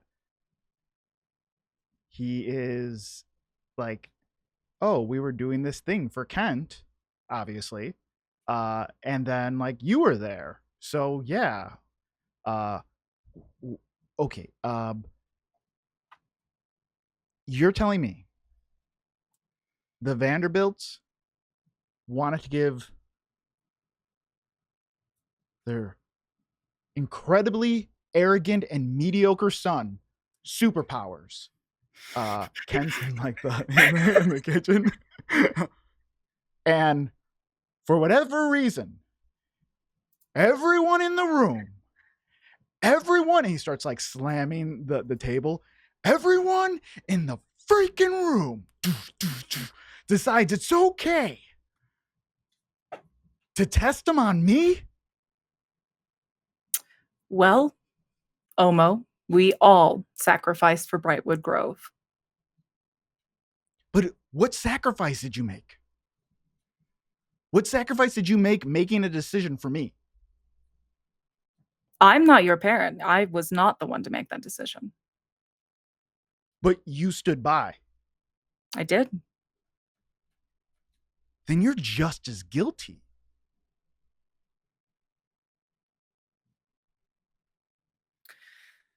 I understand the sins that I've committed in my life, OHMO. This is not an attempt at absolving it. This is not an attempt to make it so it never happened. But humanity is at stake, OHMO. We tried to make sure it was the safest it could be. But humanity was at stake. The safest it could be? The safest it could be. Do you actually know the safest it could be would be Kent? Kent would be the safest it could be if there was someone else. That Marta's not going to test on a Vanderbilt. Oh, then it can't be the safest it could be. I was just the doctor. Just the doctor, do no harm. He starts like slamming the table. So what? What? I'm just supposed to have these random outbursts all the time? We actually don't know. We don't know if this magic that you are experiencing is the magic that you, along with all the other seniors, has had in some form of potential this whole time. We don't know if this is the result of our earliest tests, preventing your magic from forming in the way it should. What I do know is that once we thought we had a viable serum, and we were set to test it on Kent the next day.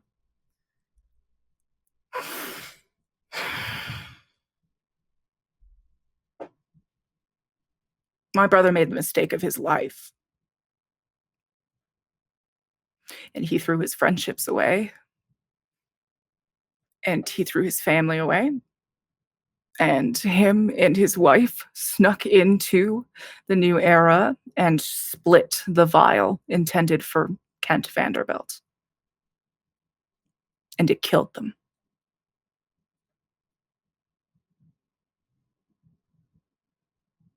And Holly was an orphan. In minutes. And I learned my lesson. I did then. I learned my lesson then, OHMO. That magic is real and it is powerful. And if we, as a community, as a town, are ever faced with magic and we are not ready,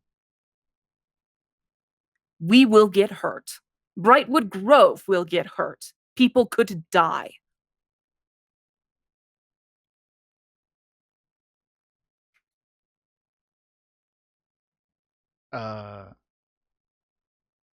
OHMO is like, there's like one word that's gonna put him into a rage, because at this point he didn't care about this guy. Like, yeah, something bad happened. Like, you had to suffer a consequence that you were willing to give to a child. Like, sorry, like, I do not feel for you at all. Like, you shouldn't be in charge of children. You shouldn't be a doctor. You shouldn't be a father to Holly. You shouldn't be around anyone. You shouldn't be a leader in this community. You shouldn't be invited into this community. You are nothing. And then I'm going to like leave the way I came in. And as OHMO stands up, I need everyone who accepted a drink to roll a Constitution saving throw. I didn't drink. Fun time. Question. I'm drinking tap water. Do I need to roll? You do not. Yeah, I did it. I'm thinking that Kent and Kaeya do.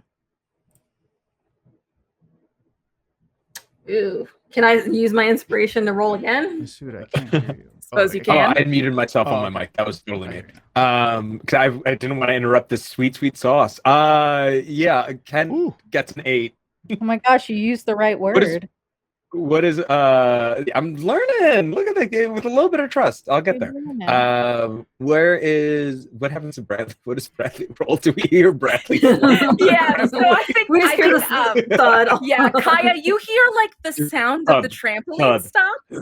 But Kaeya, you get incredibly dizzy right away. Ooh. And you only get maybe a few steps away before you realize that like this dizziness is going to cause you to fall out of your form. Because you're just not used to this kind of magic. You're not going to suffer from a greater action like Kent is, but you manage to just get a few steps away from the window before you fall out of your form and kind of stumble to the ground. And that leaves Bayou left standing.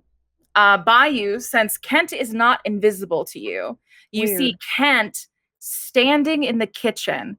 And don't give me too much sauce, Masood. Just tell me the look on Kent's face in this moment. Listening to all of this, Kent is struck with the fact that he's not what he thinks he is. He has consistently said he's done it in spite of his parents' money. He's done it in spite of everything that they've like tried to give him. He's tried to make things of himself in spite of their name. And in this moment, he realizes that was impossible. There were ways in which a movement's begun that everything had been taken in place to like thrust upon him, that even his best friend was nothing but a sacrifice. And I think it's like really just like devastating to know that like he is actually nothing but a vessel of someone else's effort and like hard work. And so what is the last look on your face that Bayou sees? What's the expression? I think just sadness, like real just like a real hauntingly sad moment that his accomplishments are actually hollow. Yeah. As he's trying to like, you see him walk towards OHMO. Yeah. So Bayou, you are looking through this window. It's just before Kaeya falls out of her animal form. Bayou, you are looking through this window. You are, right next to the window. You can hear what Dr. Alvin Lamb is saying.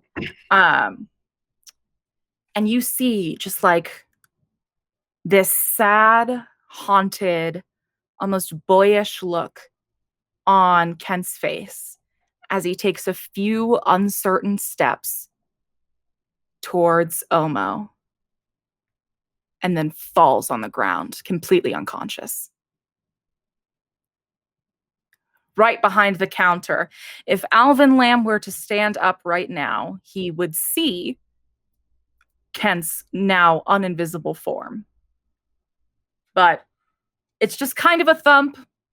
And Alvin and OHMO, you kind of look up, but nothing too serious. But yes, so OHMO, you have stood up. Tell me what happens next. I'm going to, I think he does that speech grinding his teeth. He's trying not to go into a rage, and he pushes the chair to the side and he walks out the back door. OHMO, you walk out the back door. You go to walk out the back door. I think you're stomping so fast that you don't see Kent's unconscious form. But I think you hear the footsteps of Alvin walking behind you. And OHMO, you step out onto the porch. And you see Bradley is passed out on the trampoline. I want to have done something before they get there, just in like the few minutes between seeing Kent pass out, seeing Kaeya pass out, seeing Bradley pass out. Yeah, what are you doing? The door. I want to go to the planter and grab a concrete planter divider. Yeah, you grab a concrete planter divider. Absolutely. You pick that up. And are you heading up and around here? Is that where you're heading? Yeah. Okay, cool. Yeah, so you're heading up and around here. You're kind of hiding by the flower beds, and you see like OHMO take in seeing an unconscious Bradley on the trampoline. And OHMO is standing on the center of this deck, and Alvin's just standing in the doorway. OHMO, when you turn around, you can see Kent's unconscious form on the ground in the kitchen. And Alvin says,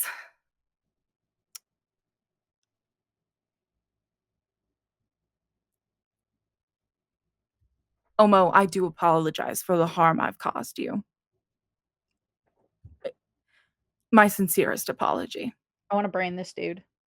All right. As you get closer to brain this dude, as you get closer, I think the last sentence you hear is, but the Vanderbilts are the only ones who are going to keep us alive. And that's why I texted them 10 minutes ago.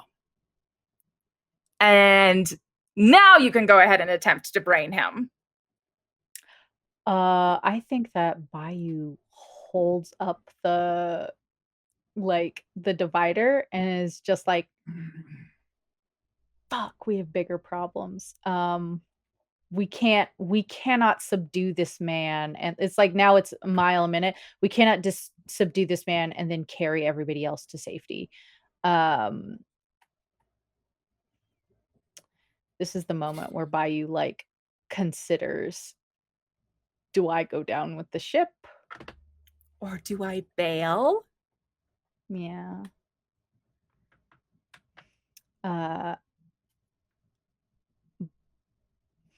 Leave Ken. He sucks. Oh, God, he sucks so much. You coming back for Bradley? No, fuck that guy, but my best friend is there. And Kaeya, I do think you are like conscious enough at this point to kind of like stumble over here. I think you can at least see what Bayou is doing. Yeah, I will telepathically be like, "What are you doing?" It just feels like you're like really drunk. That's kind of where you're at. Okay. Yeah, I'm gonna go for it. I'm gonna brain him. Yeah. Roll an attack for me. That sucks. Because it's like I don't have Do a you lot have of advantage? options. Sucks for No. him. I sure don't. Sucks for him. Put his I was gonna say hands on the inspiration in any outside. capacity. So for like rolling attack, what do you want me to just roll like a d20? Roll plus wing my- d20, add your strength and your proficiency modifier. Okay. I'm gonna do it. I was proficient with cinder block dividers. Jesus, improvised weapons. I assume that that Bayou Uh, is proficient in improvised weapons. TK is proficient. I would in buy it. that. Yeah. Plus what is my strength? +1 +3 for my proficiency bonus. Look. An 11. It's an 11. Thanks, roll Okay. 20. I count all base NPCs with a DC of 10. So I think you successfully fucking brained this dude. So he's unconscious on the porch. Yeah, I don't go in for the kill. I just like smack him up. It's like a very like, and that's why I texted the Vanderbilts 10 minutes ago, and it's just a very like MTV like a swing, and then like OHMO looks over and Bayou's just like, yeah. Almost also like OHMO. He walked out and he saw Bradley on the trampoline and he hears this guy behind him and then turns around and then he's like, oh my God.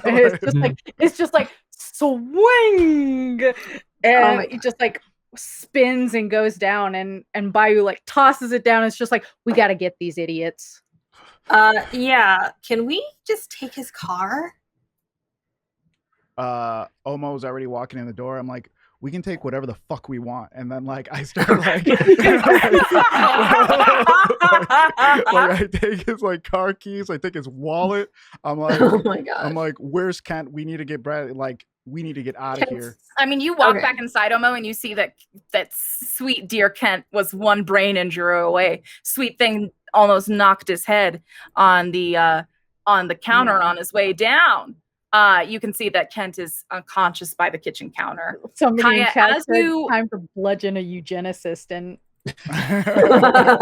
no, you right. Kaeya, as you're walking, you kind of hold your head like this as your mind, the denseness of it kind of contracts in a moment. You see something all of a sudden. All of a sudden, you are not looking through eyes that are your own. You can suddenly see through a new set of eyes. You are in a jail cell looking through the bars. You see an unconscious Chase there on the ground. You snap back. Your eyes are yours again. What the hell? I'm gonna like go tell Bayou, like, I think Chase is in jail. Look, we got one thing at a time, Kaeya. You hold on, hold that thought, hold on to. Yeah. What's going on? It's Let's like just try and get getting everybody in the Bradley car up over the shoulders. All right. I don't have lesser restoration or anything, so that's Me not neither. help. So we'll drive. Once you pick up Kent, go ahead and just roll a wisdom saving, Constitution saving throw for me. Let's see how. Tell me who's picking up Kent. Tell me who's grabbing Bradley from the trampoline. I would think that I would be helping Bayou with Bradley, probably. Yeah. Okay, you both are pulling Bradley off the trampoline. OHMO Gets caught in the springs. Bradley's down one shoe now. OHMO, I think when OHMO walks in the door, it's with the purpose of like I'm over this guy. I'm gonna gotta come up with a plan real quick. If I see Kent there, I think I'm kind of upset with Kent right now. And dude. I like grab the keys and I'm like looking at the ground and I just like walk past him. And I want to get this information. Like if the Vanderbilts had information, like this dude has information. And like he's crossed all lines and boundaries with OHMO at this point. So yeah. I'm looking for the stuff. In my head, I'm like, yo, would Lucifer extend their hand to Adam to uplift him up? Like, no, you know what I mean? Like absolutely not. So you're investigating this place to get some answers. Yeah. Go ahead and roll an investigation check, knowing that if you fail, you're going to lose valuable time. That's fine. I'm gonna burn this place down. Ollie's house. Also, I got all of her loved objects are here. on that. Oh shit! I got a 4 on mine too. I got a 4 on that Constitution save. Ooh, okay. So you're looking around, you're looking for this info. You are upset. It's hard to think through that sometimes, especially for a barbarian who rages out. LOL. I do think Chad is right. I do think there's a medical kit you could take if you would so choose. I do also believe you find one sticky note. Just kind of like on his desk, and it's like kind of like a note that he's written to himself, and it just says religious texts dash no reference of ephemeral period. Yeah, I think he gathers a bunch of random stuff. That's probably the most useful thing, or the most whatever, that clicks in his head. Puts it into his pockets, his bag, walks by the staircase, looks at that photo of us little, takes the photo down, throws it into his back pocket, and then turns to Kent and is just like, "We're leaving now." Kent is unconscious on the ground. Oh, I thought you were up. Dude, I rolled a 4 on that Constitution. Oh, save. gotcha. Yeah. I kick him a little bit. Not hard, just like move. Yeah. We're leaving now. Kick him. Nothing. I'm going to pick him up, put him over my arm, and almost like really pissed off right now that he's saving this guy. Like, I hate you so much. Everything for a Vanderbilt. Everything for a fucking I kick the door open. You kick the door open. At this point, I say, I'm gonna cop now to Kaeya and Bayou. What conversation is happening as you pull Bradley from the trampoline and through the back of the house to the car? Where should we go? Like, we don't know. I don't know, man. I mean, they're in jail. Going to jail. Do we know where jail is? Do you know where jail is? No, it could be underground. They got a lot of stuff underground. We don't have a lot of options. I don't know. We don't have a lot of time or anything. We didn't ask him where Holly might be. Do we stay in town or do we head out into the woods? Do we know there's a campground or someplace like outside of town? There's a few campgrounds, yeah. I just feel like we should at least get out of town. Yeah, there's at least like one scout campground. I think we should too, but we don't know how long they're going to last. If they were willing to experiment on OHMO like that, think about what they'd do to Holly. I don't know if we can save Holly. I don't know if Holly's still alive. Then we should at least try to save Chase. I mean, I guess we could try. But we still need someplace to hide out. We still need a place to hide out until Kent at least wakes back up. Shit. Yeah, and that's what we're basically talking about. Is like shoving Bradley into the. Yeah, so the two of you are shoving Bradley into the back seat of the car when you hear the garage door swing open and OHMO comes stomping out. It's just kind of like shit. Kent over his back. Now, I will ask. I think Carlos is going to get to decide this. Carlos, what kind of car does Dr. Alvin Lamb drive? Ooh, he's a doctor? I was thinking it'd be a PT Cruiser, but. Should you need to change it past that, let me know. Doctors drive expensive cars. And you're right. Let me type into Google typical. It's a Mercedes. Give him a BMW. Anyone who willingly buys a new BMW, I feel like says something about that. How much time do we feel like we have left? 10 minutes, but no, he texted them 10 minutes ago. You have no idea how much time you have. Yeah, so I think he has a BMW SUV. I think he gets like a big car so that he can like haul around like tables for bake sales and all that community member bullshit. Exactly right. That's the thing is that I don't think we have enough time to get all of the members out and in the car and out of the neighborhood, and also add a doctor stolen and thrown in the trunk. But Bayou considers it, like stands at the end of the driveway and is just like, fuck. And then gets behind the driver's side wheel. Oh, almost gonna drive. Oh shit! Almost grabbed the keys. Almost shit! Driving. Yeah. Bayou crawls into the passenger seat. All right. Then Kaeya will take care of the boys in the back seat who are both unconscious. That's fine. They're both probably of their not like heads stay on Kaya's shoulders as they're asleep. Yeah, exactly. What this situation OHMO was in like 3 episodes again. I think who was it on each side? I think it was Bradley and Leroy on either side. And so playing the hits.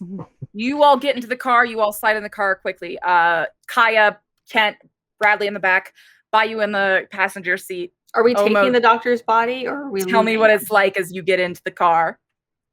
I don't know if we have time to look. I cannot input on this. Go. I really am. Yeah.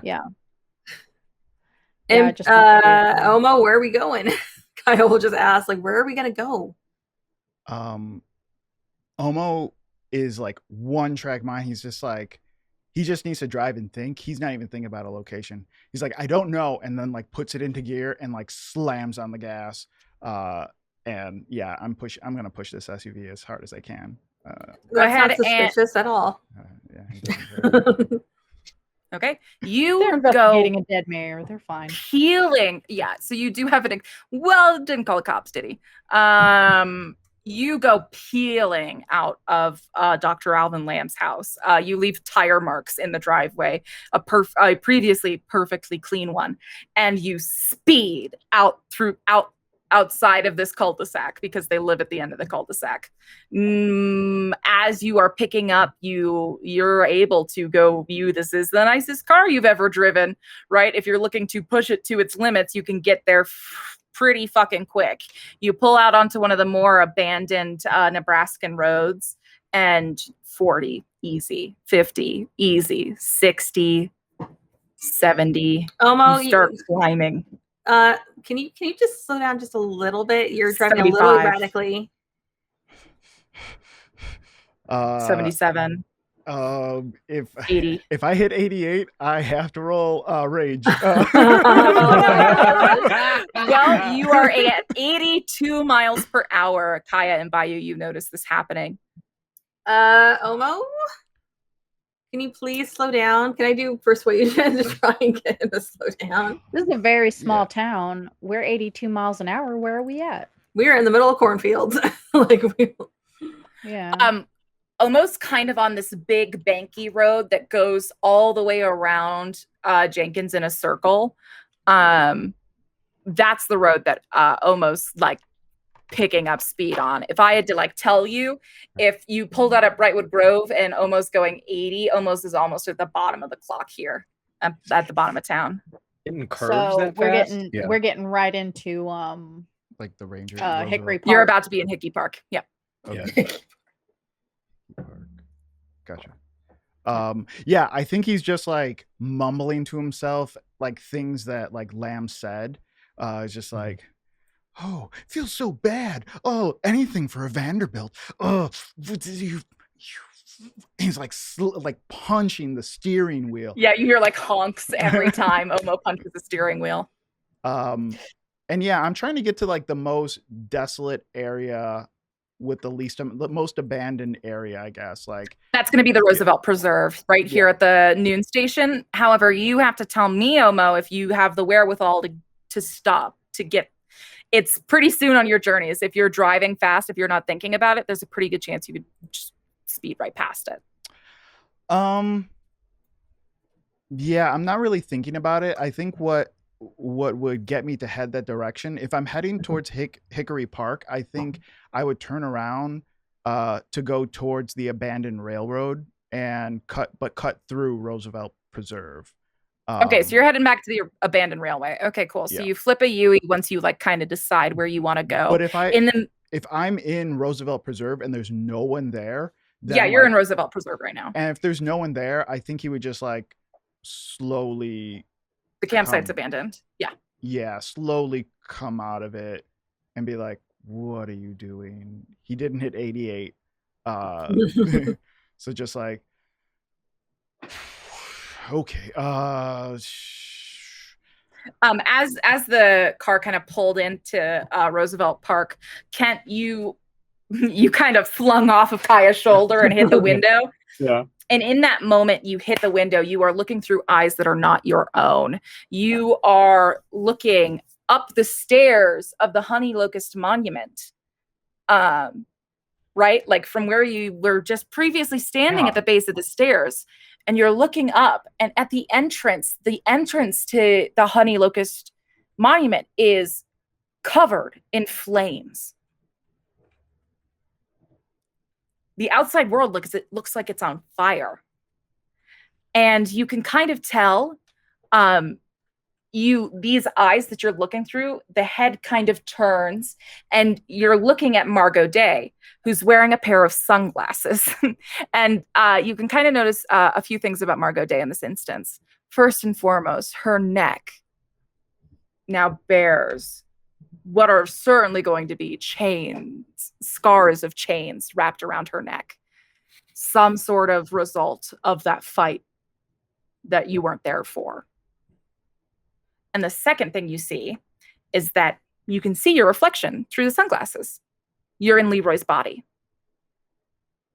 And Margot says, wait, so they're not going to be able to tell that that we're even here.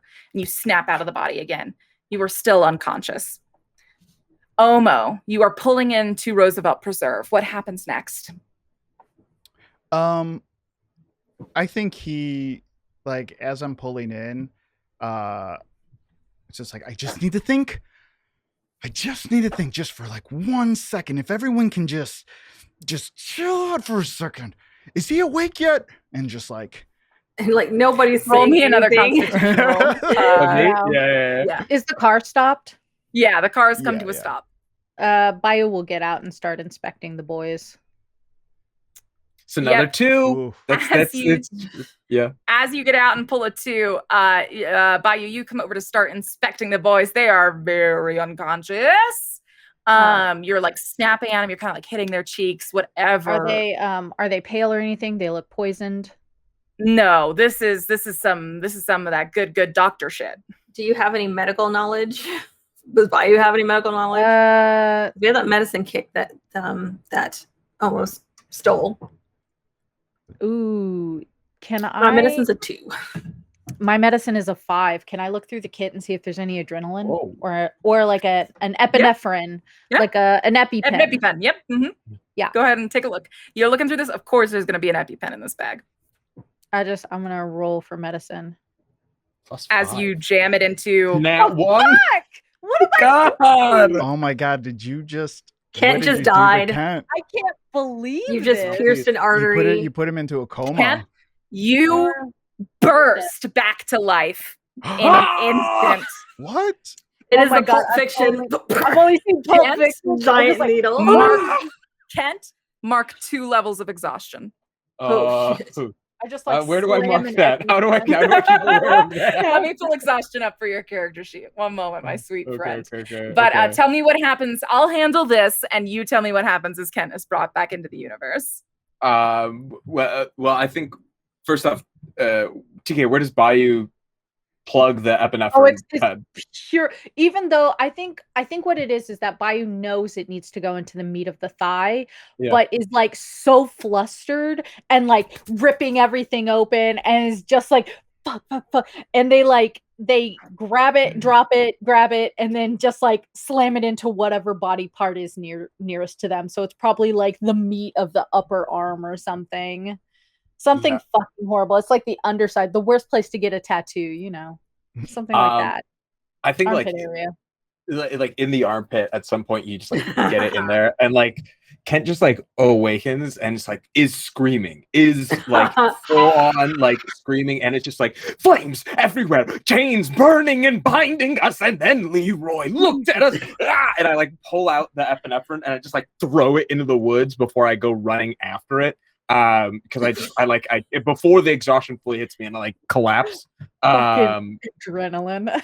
Oh god, yeah. So that's what you see happening. I get stabbed with the epinephrine. I scream, shouting like a fever dream of what I just saw. Rip out the pen and throw it in the woods before chasing after it.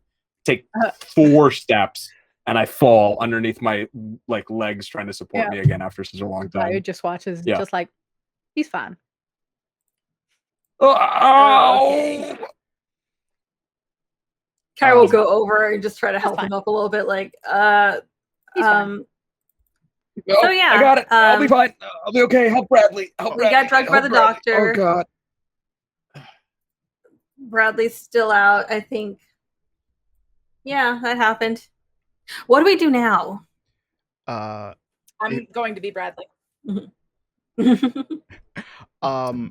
If you guys are if he's up, if Kent is up, OHMO's just like starts like and OHMO is swiftly walking over to like really angry. Kaeya will get between the two of them, like no, we're not gonna let him through. Did you know? No. He's like, no, did you know? What do you mean? What do you mean I knew? How could I know? How could I know? Did you? Are you kidding me? Did you? No. Was I some type of pity friend to you? Huh? Is like your experiment freaking friend? Is this what this was? How? No, you're like a brother to me, OHMO. Okay. The idea that they used you like that. The SUV. He's just like, shut up, shut up, shut up, and just like slamming his fist into it. It's just like. Everything for you. This entire town is for you. Conspiracies are for you. Any type of truth for you. Money for you. Magic for you. My life apparently is for you, Kent. This escape, you weren't even awake for the escape. You stupid. And he's just like, you stupid. I hate you. He's just like, you weren't even awake for it. And what were you doing? You were carried out like your entire freaking life, and we're all supposed to bow? That man was ready to die for you. Who are you and who cares? And before Kent can talk, I walk away. Like, I'm pissed. Kent bursts into tears the moment he's done, and it's just like weeping. It's like, I don't know. I don't. Broken. I don't know at OHMO's back as you walk away. OHMO, where are you going? I'm going into the woods. Into the woods. Hilarious. Why is that hilarious? Because that's the name of the school play. That's the play that's happening right now. The school musical. But is that funny? I don't know. Yes! I don't know if it is. Hilarious. The kids have their one joke. That's all they get. So I Kent, stomp off. Tears are streaming down your face. You watch OHMO just disappear into the trees. Bayou and Kaeya, after having watched the two of them, after watching this happen, what are you two up to? Cool. Kaeya is just like, just trying to figure out what the heck we're gonna do now. He'll be fine. He just needs to walk it off. He just needs to yeah. But what do we do about Holly? We need to figure out where they are. Well, even if we can't save Holly. And Chase. Yeah. Have y'all told us about the revolution? Yeah. That's also fair. I don't think unless we did it before walking up to probably not the Lamb's house. Yeah, I think that's Okay. Yeah. So I think that Bayou slaps Bradley's face a couple times, looks in the kit, sees there's no more EpiPens. It's just like, I guess we'll have to wait it out with him. All right. Well, I know a scout campsite not too far from here. We'll at least be able to rest and get some thoughts together. But I think that our best bet right now is just going into. I mean, they already know we're on to them. They already know about all like the magic shit. We might as well just go to the new era and duke it out. I guess that's the only real lead that we have. There's not. What time of day is this? It's like noon. It's like noon. Yeah. All right. We got to be there tonight anyway. Oh, we don't have to. We but don't yeah, have to, but it'll give us an easy in. that's true. Should we? I mean, I guess we have to go as ourselves, don't we? We were invited. I guess so. I don't know. It just doesn't make any sense to me that experiments need more than one. When you have only one, it's a control. You know what I mean? Yeah. But also, like, how come we had to go to Valiant High before they manifested? And is Omo the only one? That doesn't make any sense. Omo's not any different from the rest of us. Why didn't he get like double superpowers? Or I don't know how superpowers go. And what's up with his arm? He should look in that cast. Yeah. Oh, I think it's I don't know. I think it's like a baby blanket or something, you know? Well, like, I'm saying that the doctor keeps asking about his arm. It has something to do with this.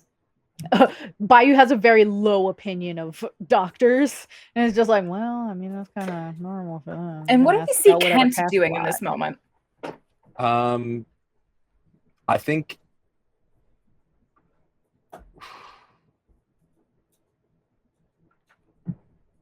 not walk away, but definitely not in the direction that Almost did.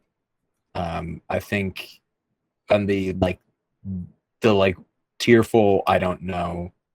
I think he just goes back and sits in the car, like in the back seat, just next to Bradley, the passed out Bradley. No, Brad. I think so. Yeah, just like where it's quiet, like maybe not in the back seat, maybe in the trunk or like the front seat, but just like somewhere where he feels like he can't be perceived. Hard not to be perceived out here, Kent. This is like one of the where you're crying at a high school party and you're like, well, everyone at this high school party is now seeing me cry. What? Not a universal experience? And how far into the woods is Omo going? I think he did that storm off angry I'm running away thing that kids do, but he's doing that walk where it's just like, where am I going? Like, you know what I mean? Like I'm not going that far. Oh, you're muted. You're muted, TK. It's like I haven't gone far enough or long enough that I can justify coming back. So I kind of have to like walk in a circle for a few times. I don't want to do the walking, stop, turn around type thing. So like he's doing that thing where he's just like, I'm gonna slowly turn somewhere and head back because I have no clue where I'm going. Yeah, right. The time I spend has to be illustrative of how upset I am. Yes, exactly. And also like I need you to know that I went back on my own. Yeah. Because I wanted to, not because I can't go back until they start wondering if I'm coming back. Yeah. Right. So he starts heading, I think he starts heading back. So if there's any amount of time that has passed between them formulating a plan and that entire thing, I think maybe he's back by now. Okay. Anything else happening before Omo returns? How long are you gone for? I don't know. Less than an hour. Oh, it's in action. Okay, so let's say like 30 minutes later, tell me where Kaeya, Bayou, and Kent are. Kaeya is going to kind of take a step away from the other two, and well, she'll tell. I don't know if Kent's paying attention, but she'll tell Bayou, I'm gonna try something. She's gonna go and kind of take a couple steps away and like sit down and with the Astromancy Archive. And she is, let's see, this. She is going to cast, she's going to cast Divination. Oh, fuck. Okay. As a ritual. What is okay. What is it? What Divination. Yeah. Here, I'll put Can you it put it in in the chat? internet. Yeah. Yeah. Thank you. And I am focusing on trying to figure out where Holly Lamb is. Interesting. Because this would require you to put you in contact with a god or a god's servants. So in Kaeya, I who knows about gods and gods? I don't think Kaeya does for sure. Mm-hmm. But so when Kaeya is reaching out for answers, emotionally, who is she reaching out for? Is she reaching out kind of towards like the Mana Vault? Is she reaching out towards her family history? Is she reaching out towards the other seniors? What you saw in the dream? There are a lot of things that Kaeya could gravitate to in this moment. But what do you think?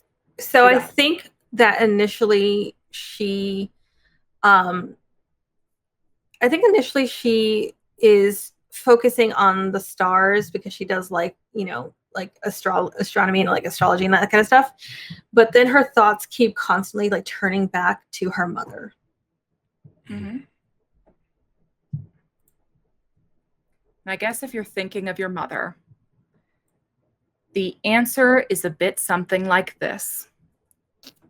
I think you're thinking about your mom. Your thoughts are drifting back to her. And then you get this antsy feeling, this feeling of being trapped, of not having anywhere to go, of that panic because you're stuck here and you don't have a way out. Oh my God. And as that feeling builds, right, as that emotion builds, suddenly you can see for just a few moments through Holly Lamb's eyes. Holly Lamb is tied down to a medical gurney in the heart of Janko, struggling against the binds as an endless amount of cords and wires and tubes are hooked up to her. They have her mouth gagged. Tears are streaming down her face. Kaeya, when you look through Holly Lamb's eyes, you see the back of your father's head. And that's where we end tonight's session. I got you again, nerd. No!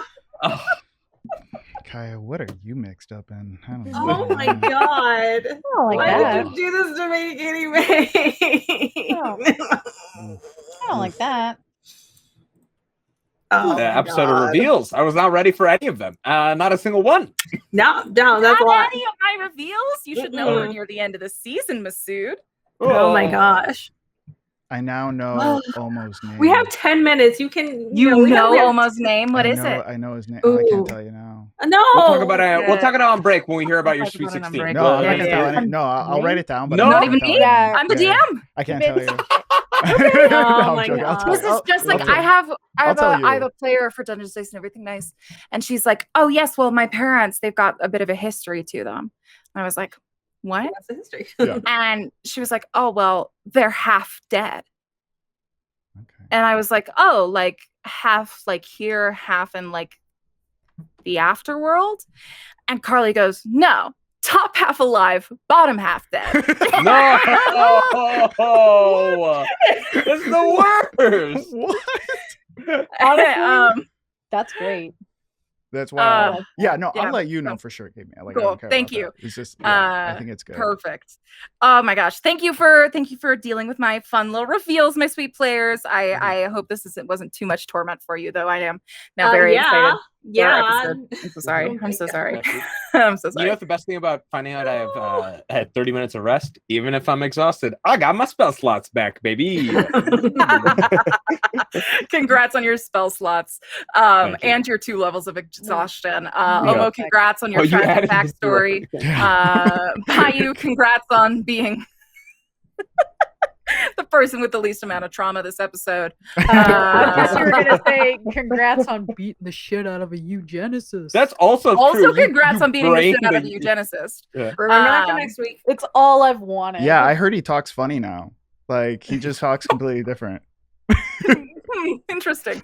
Yeah.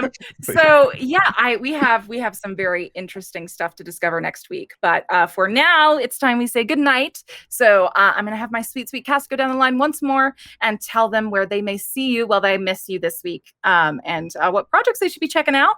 I think we should start with our resident sad boy. Sad boy.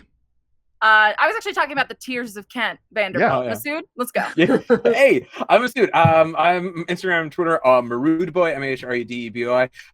Monster of the Week with Stir Friday Night is on its way out. We've got like 2 episodes left of this season, so come check it out. We're gonna make our way through. Also, I've been GMing Rivals of Waterdeep this season, and we're almost done with season 10. That's gonna be episode 100. If you haven't been catching what's been going on, come by this Sunday. We'll make it inclusive and fun for you. I'll try.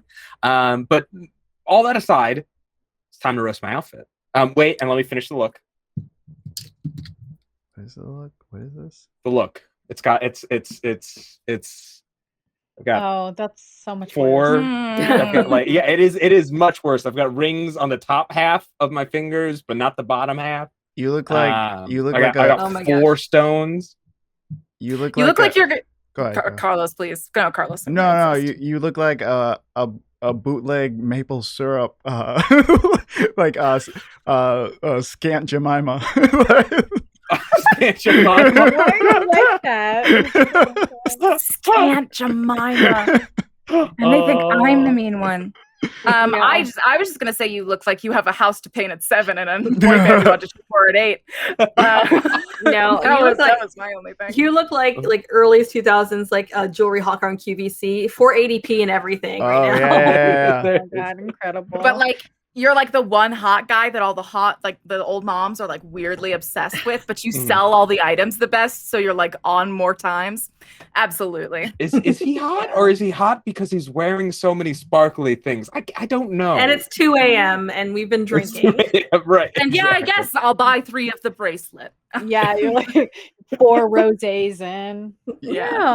I can That see sounds like it. a good Saturday. Why is he wearing is it sunglasses on television? Yeah, you look like you're hiding from the mob poorly. Like, You look like a TikToker who is parodying an auntie, and actually pretty fucking funny, but very few followers. Yeah. You look like a white TikToker who's about to get in a lot of trouble. All right. Now we've heard from Sad Boy. Let's hear from Mad Boy. Carlos.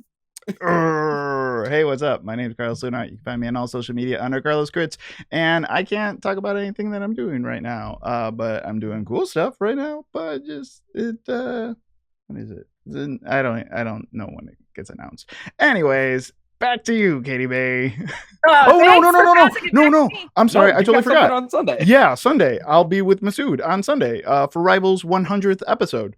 Yeah. So that's awesome. And so exciting. We're not playing, right, Masood? We're just no. Like, talking. I promise you. It's just a talk back. Okay, that's what I figured. Homework, right? Yeah. That's what I assumed. Are you kidding me? The amount of like things I have to put in for the season and then incorporate characters who haven't been relevant for like years. I was like, no, we're doing a talk back.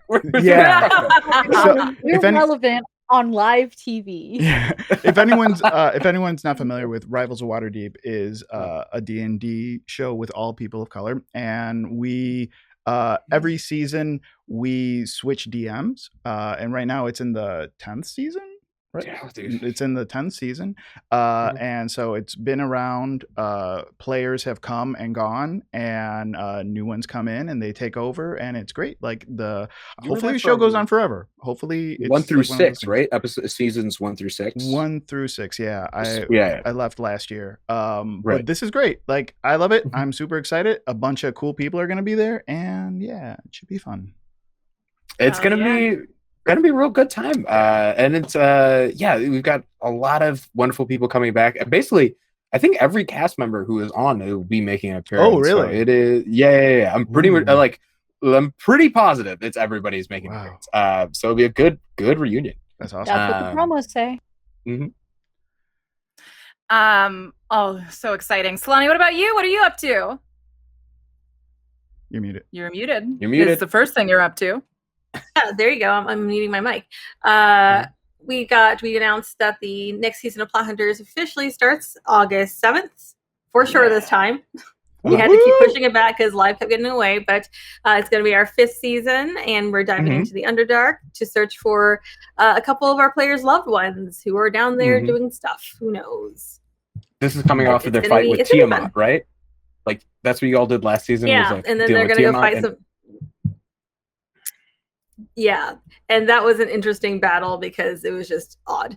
But I'm really excited to dive into the Underdark because I love the Underdark and I really wanted to go there. So August 7th we start at twitch.tv/plothunters. Congrats on another season. Hell yeah. And TK, what are you doing over there, you little chaos gremlin? I thought about introducing you as a them scout, but I thought you meant kick my ass. A what?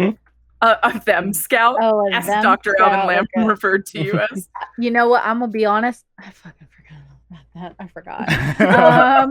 I forgot that was a thing Alvin Lamb said. It's been a very long day. Hello, it's me. It's TK. How are you doing today? I write spooky stories. I put them on the internet. If you like spooky stories, you can read them at tkjreds.com, or you can follow me on Twitter. TK joins the fray. Mostly doing this. Was doing spooky slumber party for a while on Saturdays with Katie Mae, but some plans are changing. My medieval reenactment stuff that I do, where I teach pre-colonial West African history, are picking back up.